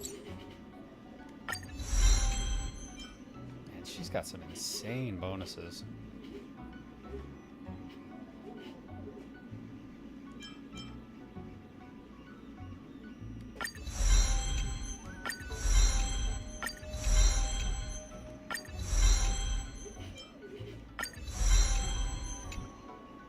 I'm glad that her boss relic didn't change. I'm actually really happy about that.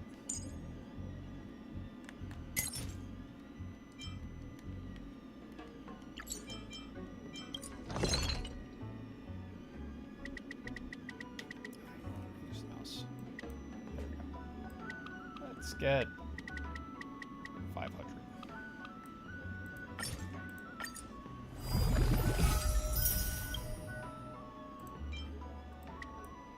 Maybe 96 of those.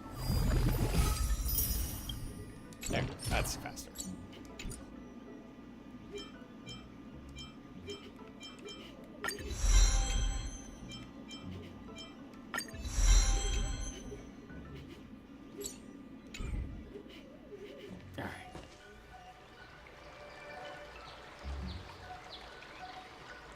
Dear Himeko, Mr. Yang, and Pom Pom, we're all good here on the Xianzhou Lafu, so no need to worry. By the way, how's your trip going? As for me, I've somehow become the apprentice to 2 Cloud Knight sword masters, and I've been honing my sword skills with their guidance. I do like that they included her little flowers into this design as well. One of them is Yanqing, the boy we've all met before. The other is Yun Li, the granddaughter of General Hua Yan from the Xianzhou Juming. Both masters are super strict, giving me a real taste of how hard sword training can be. I tried to drag him into this, but he refused. Then I tried to rope Dan Heng in, but Master Yanqing wouldn't have it. Still, I didn't let the difficulty get to me. In just a few weeks, my sword skills have improved a lot. Oh, we got a Both time my check. masters think I have unique talents in swordplay, and are literally fighting each other to teach me their skills. Thanks to their guidance, I've actually made some progress. When I get back to the Express, I'll definitely show off my skills and impress you all. Looking forward to your reply. Yours, March 7th.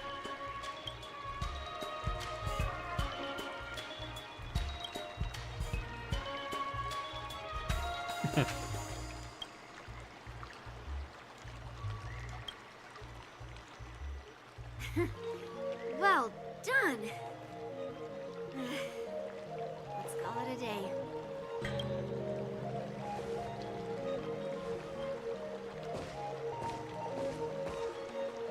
Miss March's sword skills are really coming along.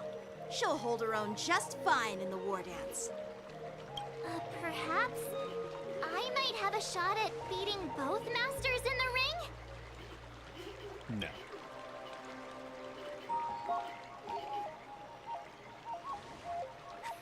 Get real. You've only been practicing for a short while. How could that Yeah. possibly happen? That's odd. They should have at least sent a message.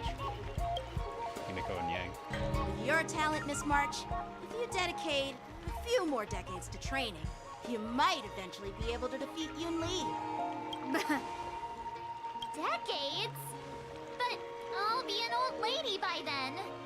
No, no. Can you believe it? March 7th has actually become a pretty decent swordmaster in such a short time. Now I understand why Grandpa always had a grin on his face while training me. Are you sure he wasn't laughing at you? Oh, shut up! Oh, they actually get along now. It's all thanks to your amazing guidance, masters. Miss March, you're really getting the hang of wielding dual swords. If you're keen on advancing, trying out different Xianzhou blades could improve your touch. Oh, let me see. Which sword is the most powerful? Single sword? Great sword? Or maybe You a want a great flying sword. sword? There's no such thing as the most powerful sword. It's all about the skill of the sword Don't master. tell that to Gilgamesh. Yanqing wields several flying swords, while I only wield one. But remember how I kicked his butt at the Alchemy Commission? I do. It's hilarious. First, you didn't kick my butt. Second, you'll never kick my butt.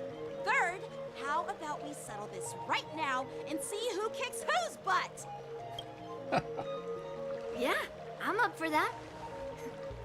And if I kick your butt, you'll drop out of the war dance. Deal? Why are you two arguing again?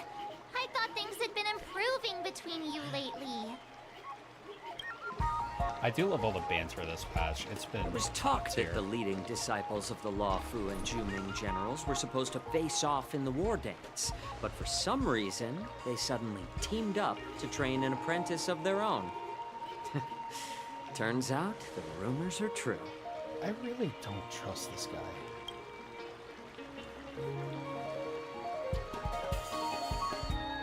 Tomorrow is the big day of the war dance. Shouldn't you two be focusing on honing your skills instead of teaching swordplay here?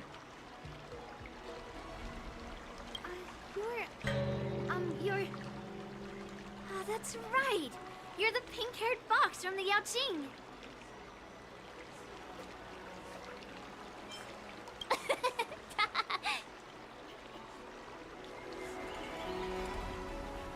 What are you laughing at? You've got pink hair too.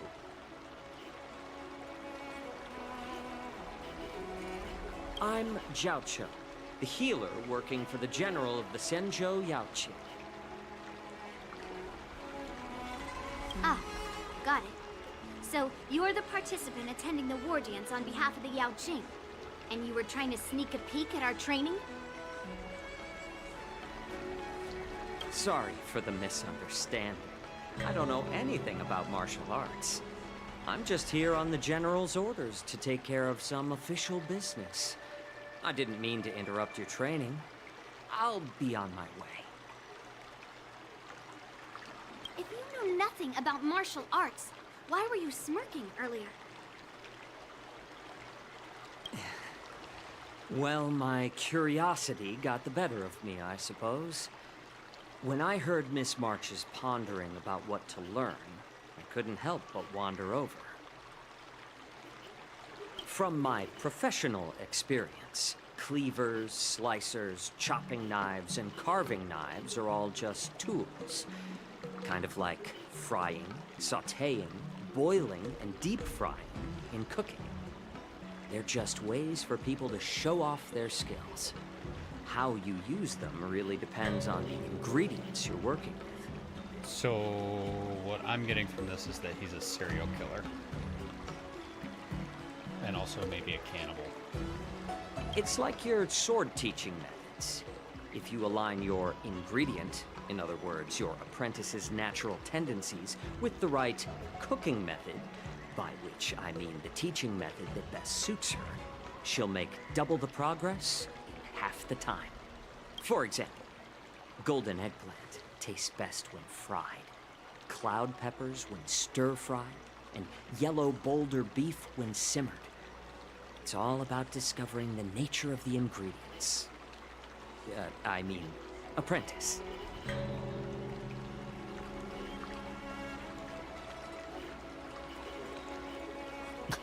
Three of the same option. Amazing. All this talk about food is making me hungry.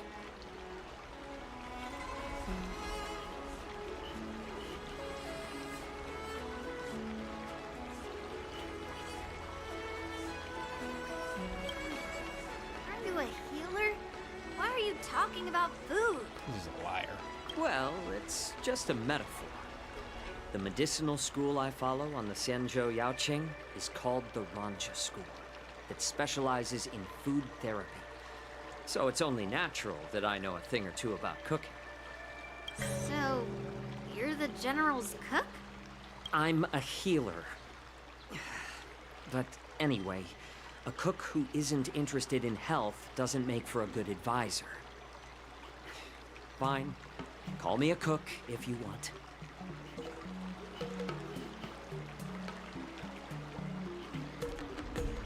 Seeing the way you're looking at me, it's obvious you think I'm just some feeble academic who likes to blabber on about martial arts. But, in reality, I know a thing or two about killing. After all, the art of healing inherently encompasses both life and death.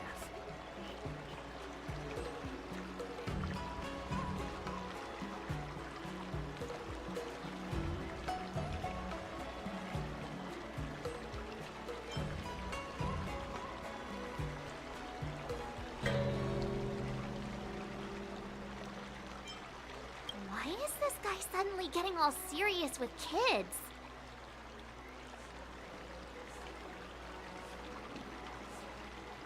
Do you recognize this bottle of medicine in my hand?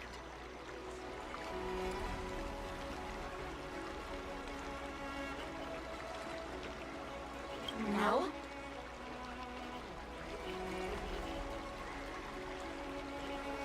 This is called tumble dust, an extract from an exotic flower named Yabra. Ugh, is it poison? Well, it depends on how it's used. With just one drop, it's able to numb a patient's body during surgery, making them painless throughout the entire process.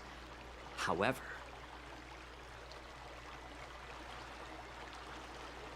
increase the dose or the potency, and it'll slow the metabolism, making the blood thin and resulting in the loss of all senses.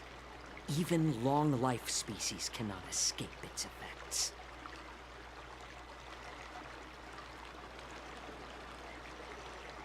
This thing can save lives or take them. It's more powerful than the swords in your hands.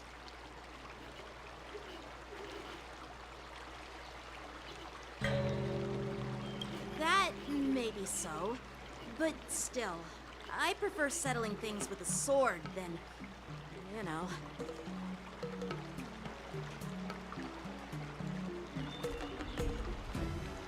Huh. Looks like I did get you all wrong. You're not a feeble scholar, but a sinister and despicable one. Hey, why the insults all of a sudden? I'm just sharing some medical knowledge here, not persuading you to poison anyone. Yeah, right. Seems like you get real excited when talking about poison. I can't tell if that's an honorable thing or sinister. Like I said, he's a serial killer. Picture this. 2 individuals. The one standing is full of malice. The other lying down is honorable and righteous. How can the one who's lying down label the one standing as sinister?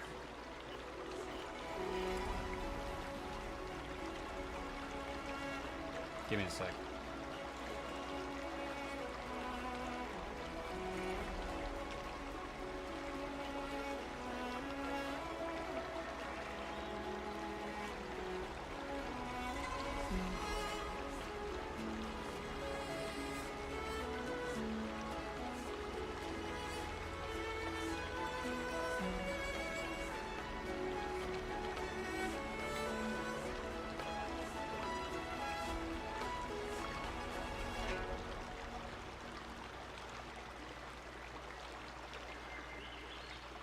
In the throes of combat, where life and death hinge on a singular moment, every idea fades into nothingness.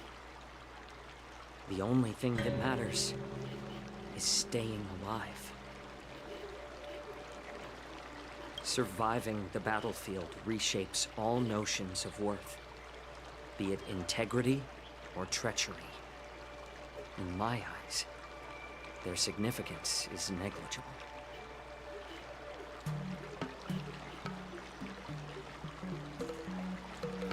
Perhaps you've underestimated Yunli and me, Mr. Jiao Cho.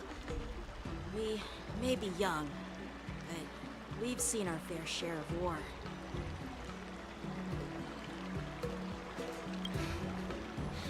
Well, then you should know that the war dance is nothing more than a contest.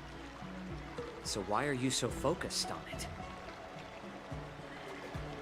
When I was appointed as the ringmaster for the war dance, I asked the general, we Cloud Knights are supposed to charge into the fray and slay enemies. Why do we have to swing swords in a ring just to please an audience?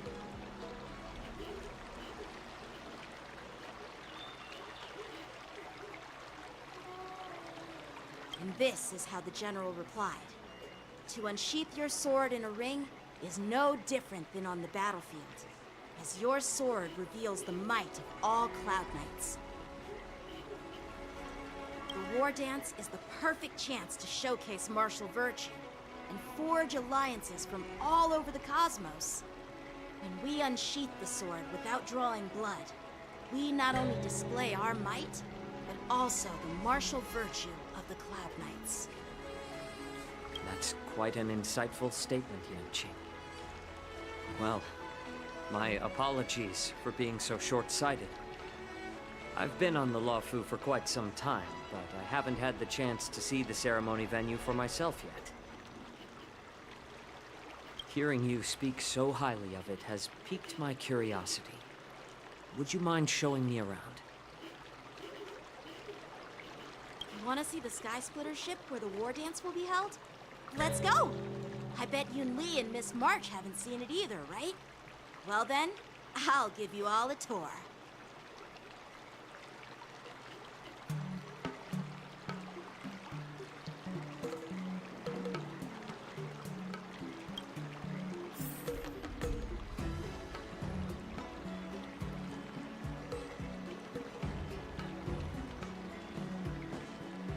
Let's go. I'll give you a tour of the Sky Splitter. Surviving the battlefield reshapes all notions of worth. Can you believe it? March 7th has actually... Let's go. I'll give you it.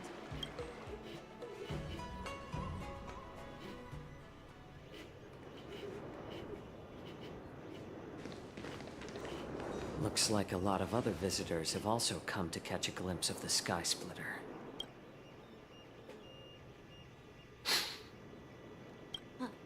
What's up, Mr. Jiaoqiu? Man, I really don't trust him. Nah, it's nothing. He's sus as fuck.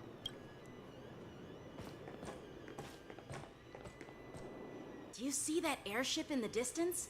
That's the Sky Splitter, the venue for the war dance ceremony.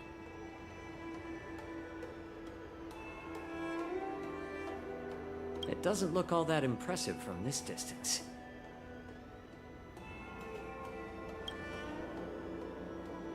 The Sky Splitter is actually a decommissioned Luofu military vessel. People aren't allowed on board until the war dance officially commences. Tomorrow, when the bell rings and the ceremonial cannons roar, I'll be there representing the Cloud Knights of Xianzhou Luofu, standing in the ring, ready to take on challengers from all over the cosmos.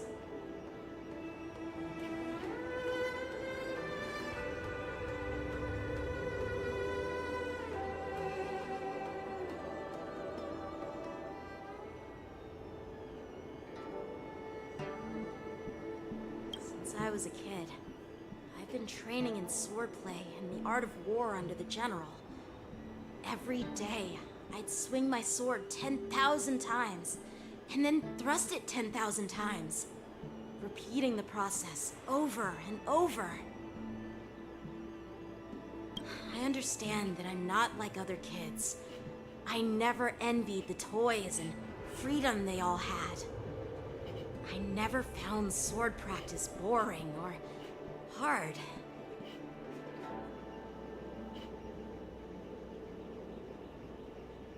Even in the thick of battle, facing down savage abominations, I never felt scared. Each day, I could feel myself getting stronger and stronger, and I racked up countless victories. It's the best feeling in the world. But then, I faced a really tough opponent. And just one slash shattered my confidence into 1,000 pieces. That's when I felt true fear for the first time. Maybe that's what Mr. Jiaoqiu meant by life and death hinge on a singular moment. Every idea fades into nothingness. After that, I had to pick up the pieces and try to put myself back together. But no matter how hard I tried, I couldn't seem to find my old happy self again.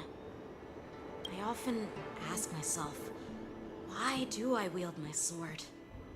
If defeat is inevitable, why do I continue to fight? Is it to reclaim the joy of victory? To meet the General's expectations? Or to secure my honor among the Cloud Knights? While the General could teach me the art of swordplay, he couldn't teach me why I should keep on going. He said the reason must come from within myself. I've been struggling to find that reason. But after talking with you, Mr. Zhao Cho, I think I already have that reason in mind. As a member of the Cloud Knights and the General's apprentice, I've had a weight on my shoulders. And I know there's still more to shoulder. But when I wield my sword, it feels like I'm letting go of everything. I love the feeling of giving it my all, facing any obstacle in front of me, pressing forward. That's why I wield my sword.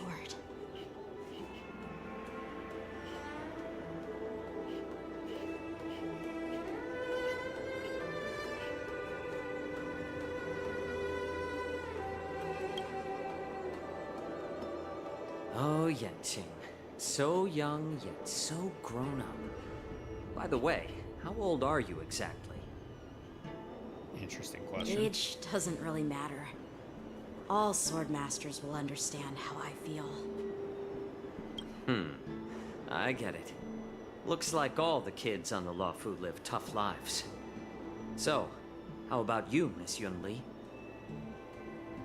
It's not polite to ask a girl her age, no matter which Xianzhou ship you're on. I'm not asking your age. I'm asking if you have a dream like Yanqing has. You don't talk like a cook. You sound more like a TV host or something. Need I repeat myself again? I'm a healer. Well, I don't have a dream like Yanqing does.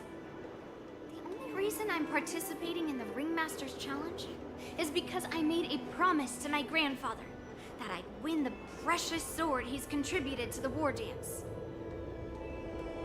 Sounds like that mind of yours is just filled with swords. I bet you've got nothing better on your mind. My father was a craftsman on the Xianzhou Juming.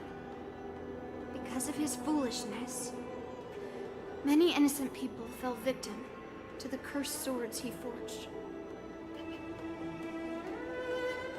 Since I was a kid, it's been clear to me that not everyone deserves to have a weapon in their hands. Giving them a sword is no different than being cruel to the innocent.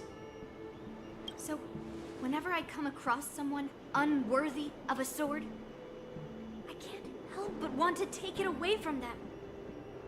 Damn, she thinks Given Yanqing's that unworthy. Yanqing is the war dance ringmaster, I'm stepping up to challenge him.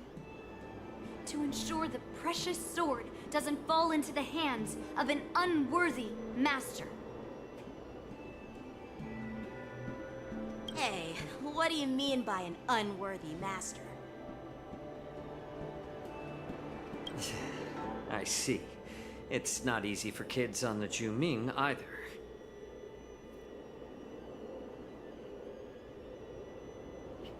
Well, it's better to have a reason for wielding a sword than to be lost and confused. I've saved countless Cloud Knights in my life, and there are plenty of exceptional warriors, just like the two of you. What happened, Mr. Zhao Cho? Oh, nothing. I was just reminded of some old friends and old tales. Judging from my professional perspective as a healer, both of you possess remarkable vitality. Your energies flow like raging fires and mighty gales. The upcoming fight will definitely be impressive.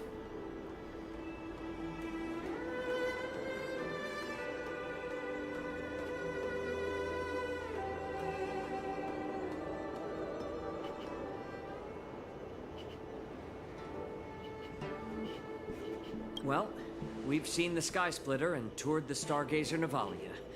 I guess it's time to say goodbye for now.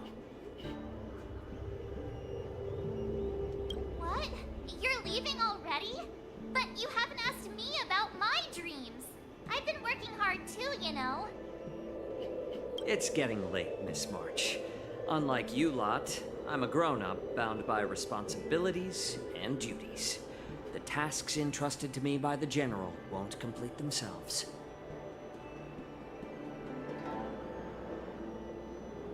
By the way, Yanqing, is it normal to have so many people wandering around in an automated area like the Stargazer Navalia? Actually, this is a restricted area. But since you're all guests, I made an exception, so you can take a look around. You dumbass. I understand. Well, I'll take my leave. I wish you both the best of luck in the ring tomorrow.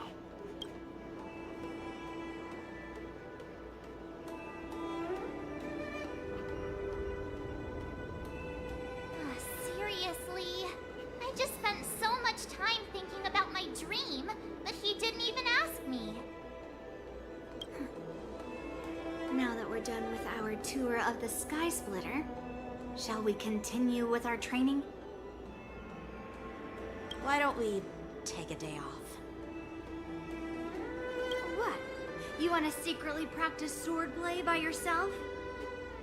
Dream on. You know cramming before a fight never works out. For some reason, seeing the Sky Splitter has boosted my confidence. So, I've decided to conserve my strength for tomorrow. All right. I'll take you out of the Stargazer Navalia.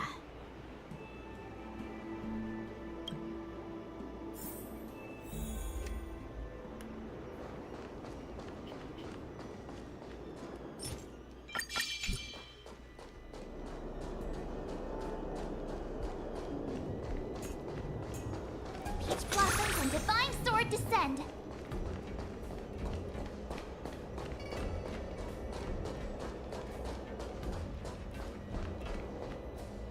Oh, just shut up, Red Fang. This is not a beast ship. I need some time to take care of things. You willingly donned the skin of a lowly beast to join this mission, dedicating yourself to our glorious cause. And now you're telling me you can't handle it? Do you realize how many ships we need? I'm doing my best, all right? It takes time to figure all this out.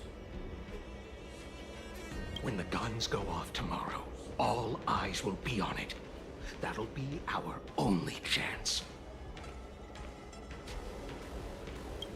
How's that? Who's there?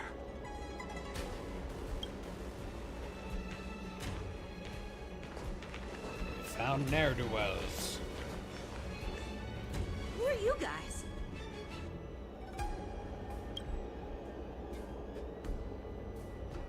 An impromptu inspection. Why are there outsiders loitering in Stargazer Navalia? And a bunch of kids at that.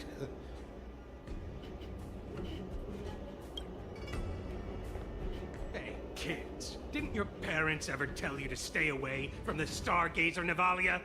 I know it's an automated facility, but it doesn't mean you can just break in and do what you want.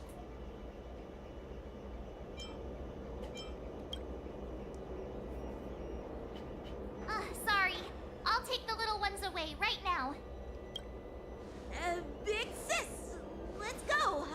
I want to play in Everhunt Plains. Huh? Everhunt Plains? That's side Yeah, eye. sure. A big sis will take you there.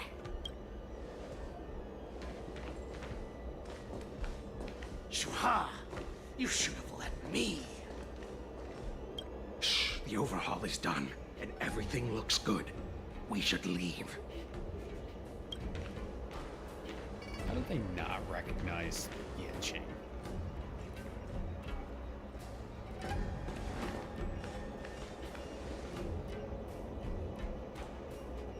Could you repeat what you just said, Yanqing?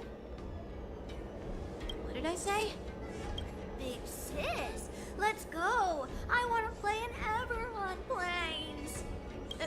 Come on. Can't you read the room? Something is definitely off about the 3 people we just met. Yeah, anyone could see that.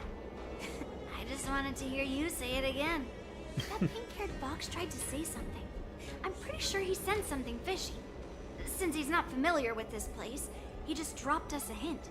But you didn't seem to be paying attention at all. I knew that from the beginning. Yeah, that. That Cloud Knight didn't recognize Master Yanqing at all. That's really weird. I agree. What? Is he famous on the Wavu or something? Not even the Cloud Knights on the Jumi, who all know my glorious name, might recognize my face. You have a point. A Cloud Knight, a member from the Skyfaring Commission, and a craftsman. They're from various departments, and the reason for the overhaul seems legit. But one of them blurted out some weird language just now. Did you hear that? I have a feeling that if we secretly tail them, we'll definitely catch these guys in the act. Follow my lead, and be careful not to blow our cover.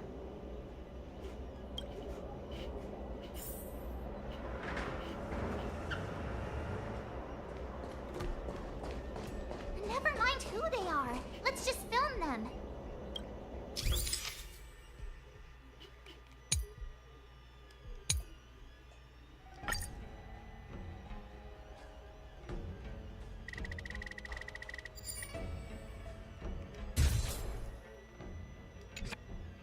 We should have just killed those lowly beasts. Those little brats won't take up much space. There are boxes all over this place. Just dump them into one and no one will notice. Cut the theatrics, Bullock. Even the slightest slip-up could interfere with Lord Moktok's plans. What the fuck? So where are we heading next? To check the freight skiffs. We've got a lot of preparations to do. Also, don't forget to take those crates with you. Weapons, supplies. We've got to be well prepared. Otherwise, we're screwed. So, are they smugglers? What exactly are they up to? I have no clue. But they seem to be moving those crates. I've got an idea. We can hide inside the crates and follow them.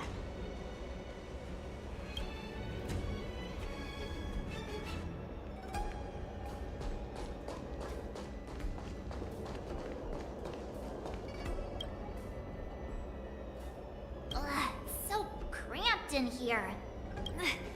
I can hardly breathe. Just hang in there.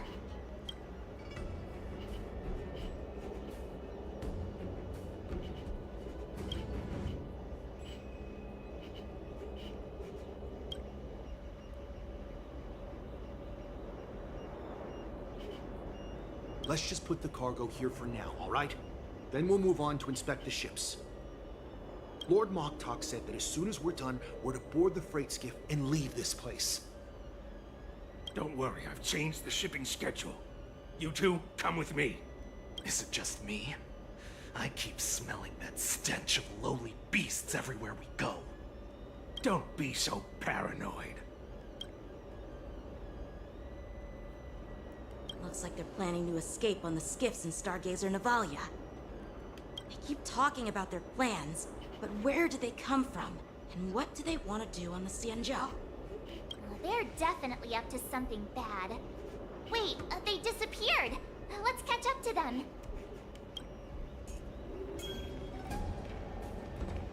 Oh god, a trailing mission? Why? Tread softly, breathe quietly, and make sure to keep an eye on them. Hide out of sight as soon as there's any sign of activity.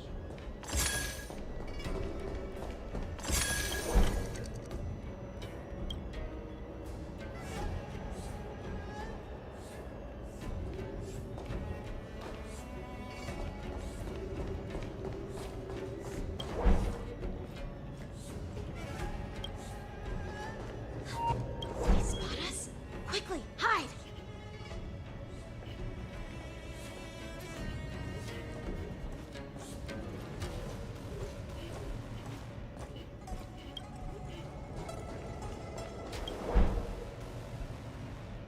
Don't be so paranoid. We're running out of time. Get over here! Shuhard, I'm coming!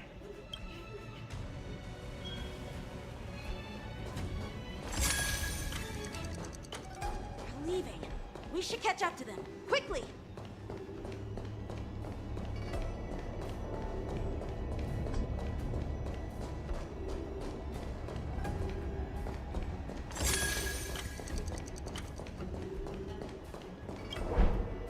What are they up to?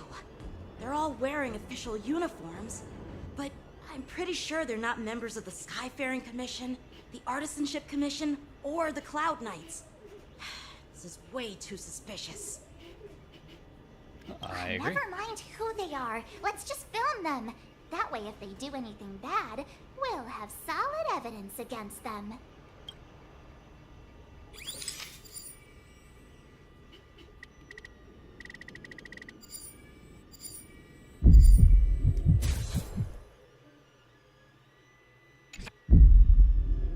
Look at this. A freight star skiff with enough room to fit at least 20 of my men.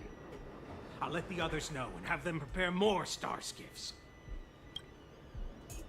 Once we're past the checkpoint, there will be beast ships waiting for us. Oh shit. Lord Moktok is ready.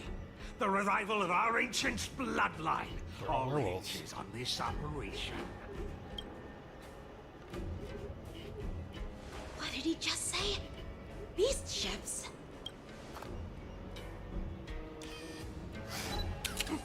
Who's there?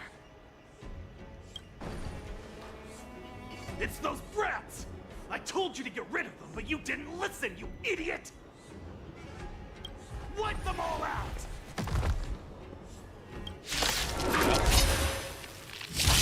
Morrison? Adusa!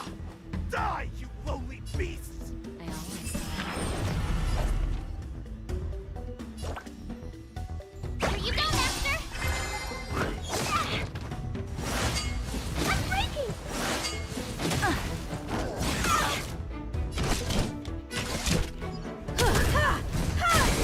Oh dear!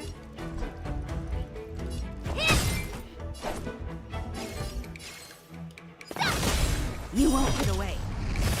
Time to go! Connection. I have something for you. Time for a lesson. Where there's a will, there's a way. You've got a lot of nerve.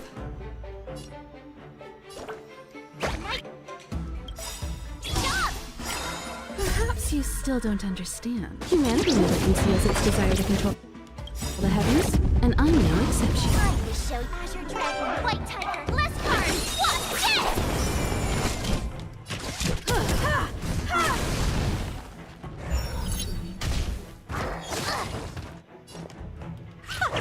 Bending the rules.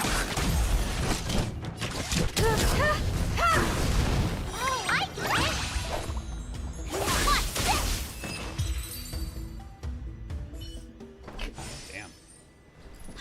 How is this possible?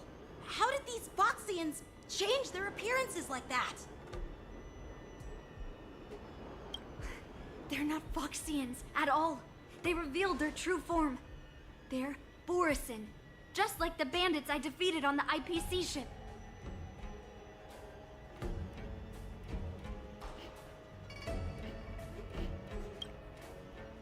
Wait, that means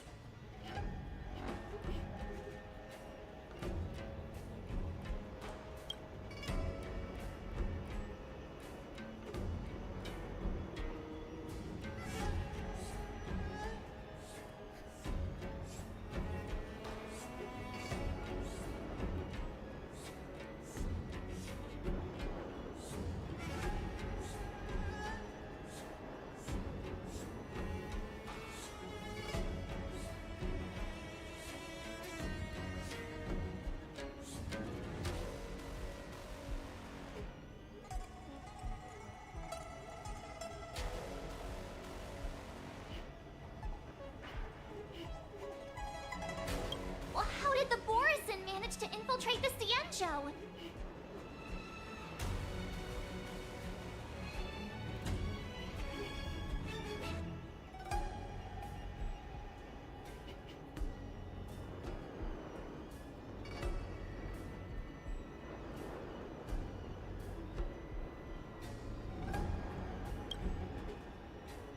It's not just a simple disguise of wearing our clothing and shaving their whiskers. They're somehow able to alter their appearance to be indistinguishable from Foxians.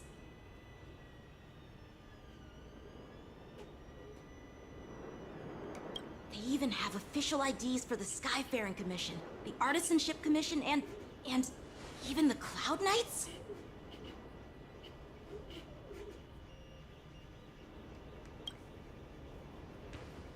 Let me check this fake Cloud Knight's tag.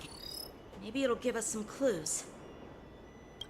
Lujun, an officer of the Patrol Defense Squad? Wait! What's the matter? I encountered a patrol officer named Lujun before. It was a few weeks ago, when we were transporting the Borison prisoners.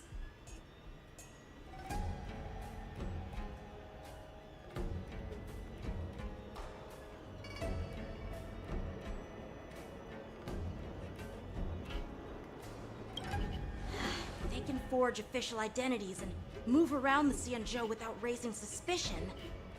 Oh no, this is bad.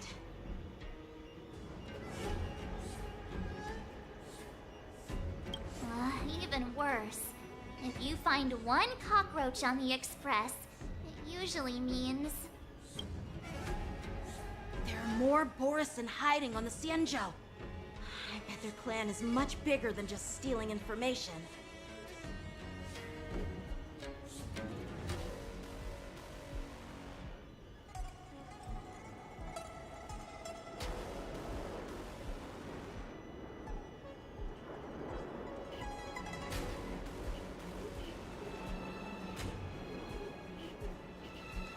We've got to report this to the Seat of Divine Foresight.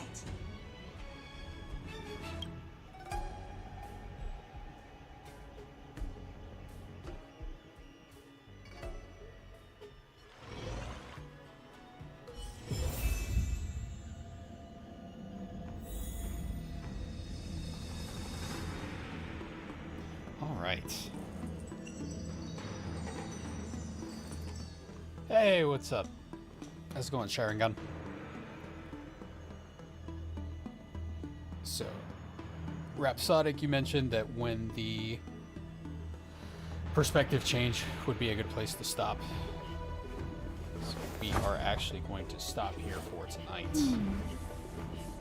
So thank you all for joining. Like we will be having our regular Final Fantasy returned. 14 forecast on Saturday morning at 9 a.m. Eastern Time. So hope to see you then. And thank you everybody for joining us for Star Rail 2.4. We'll finish it up at a later date. And next Thursday we will be picking up Type 0 again. So I know a lot of people have been asking when we were going to pick that back up. It'll be next Thursday at 3 p.m. Eastern Time. So, all right, take care.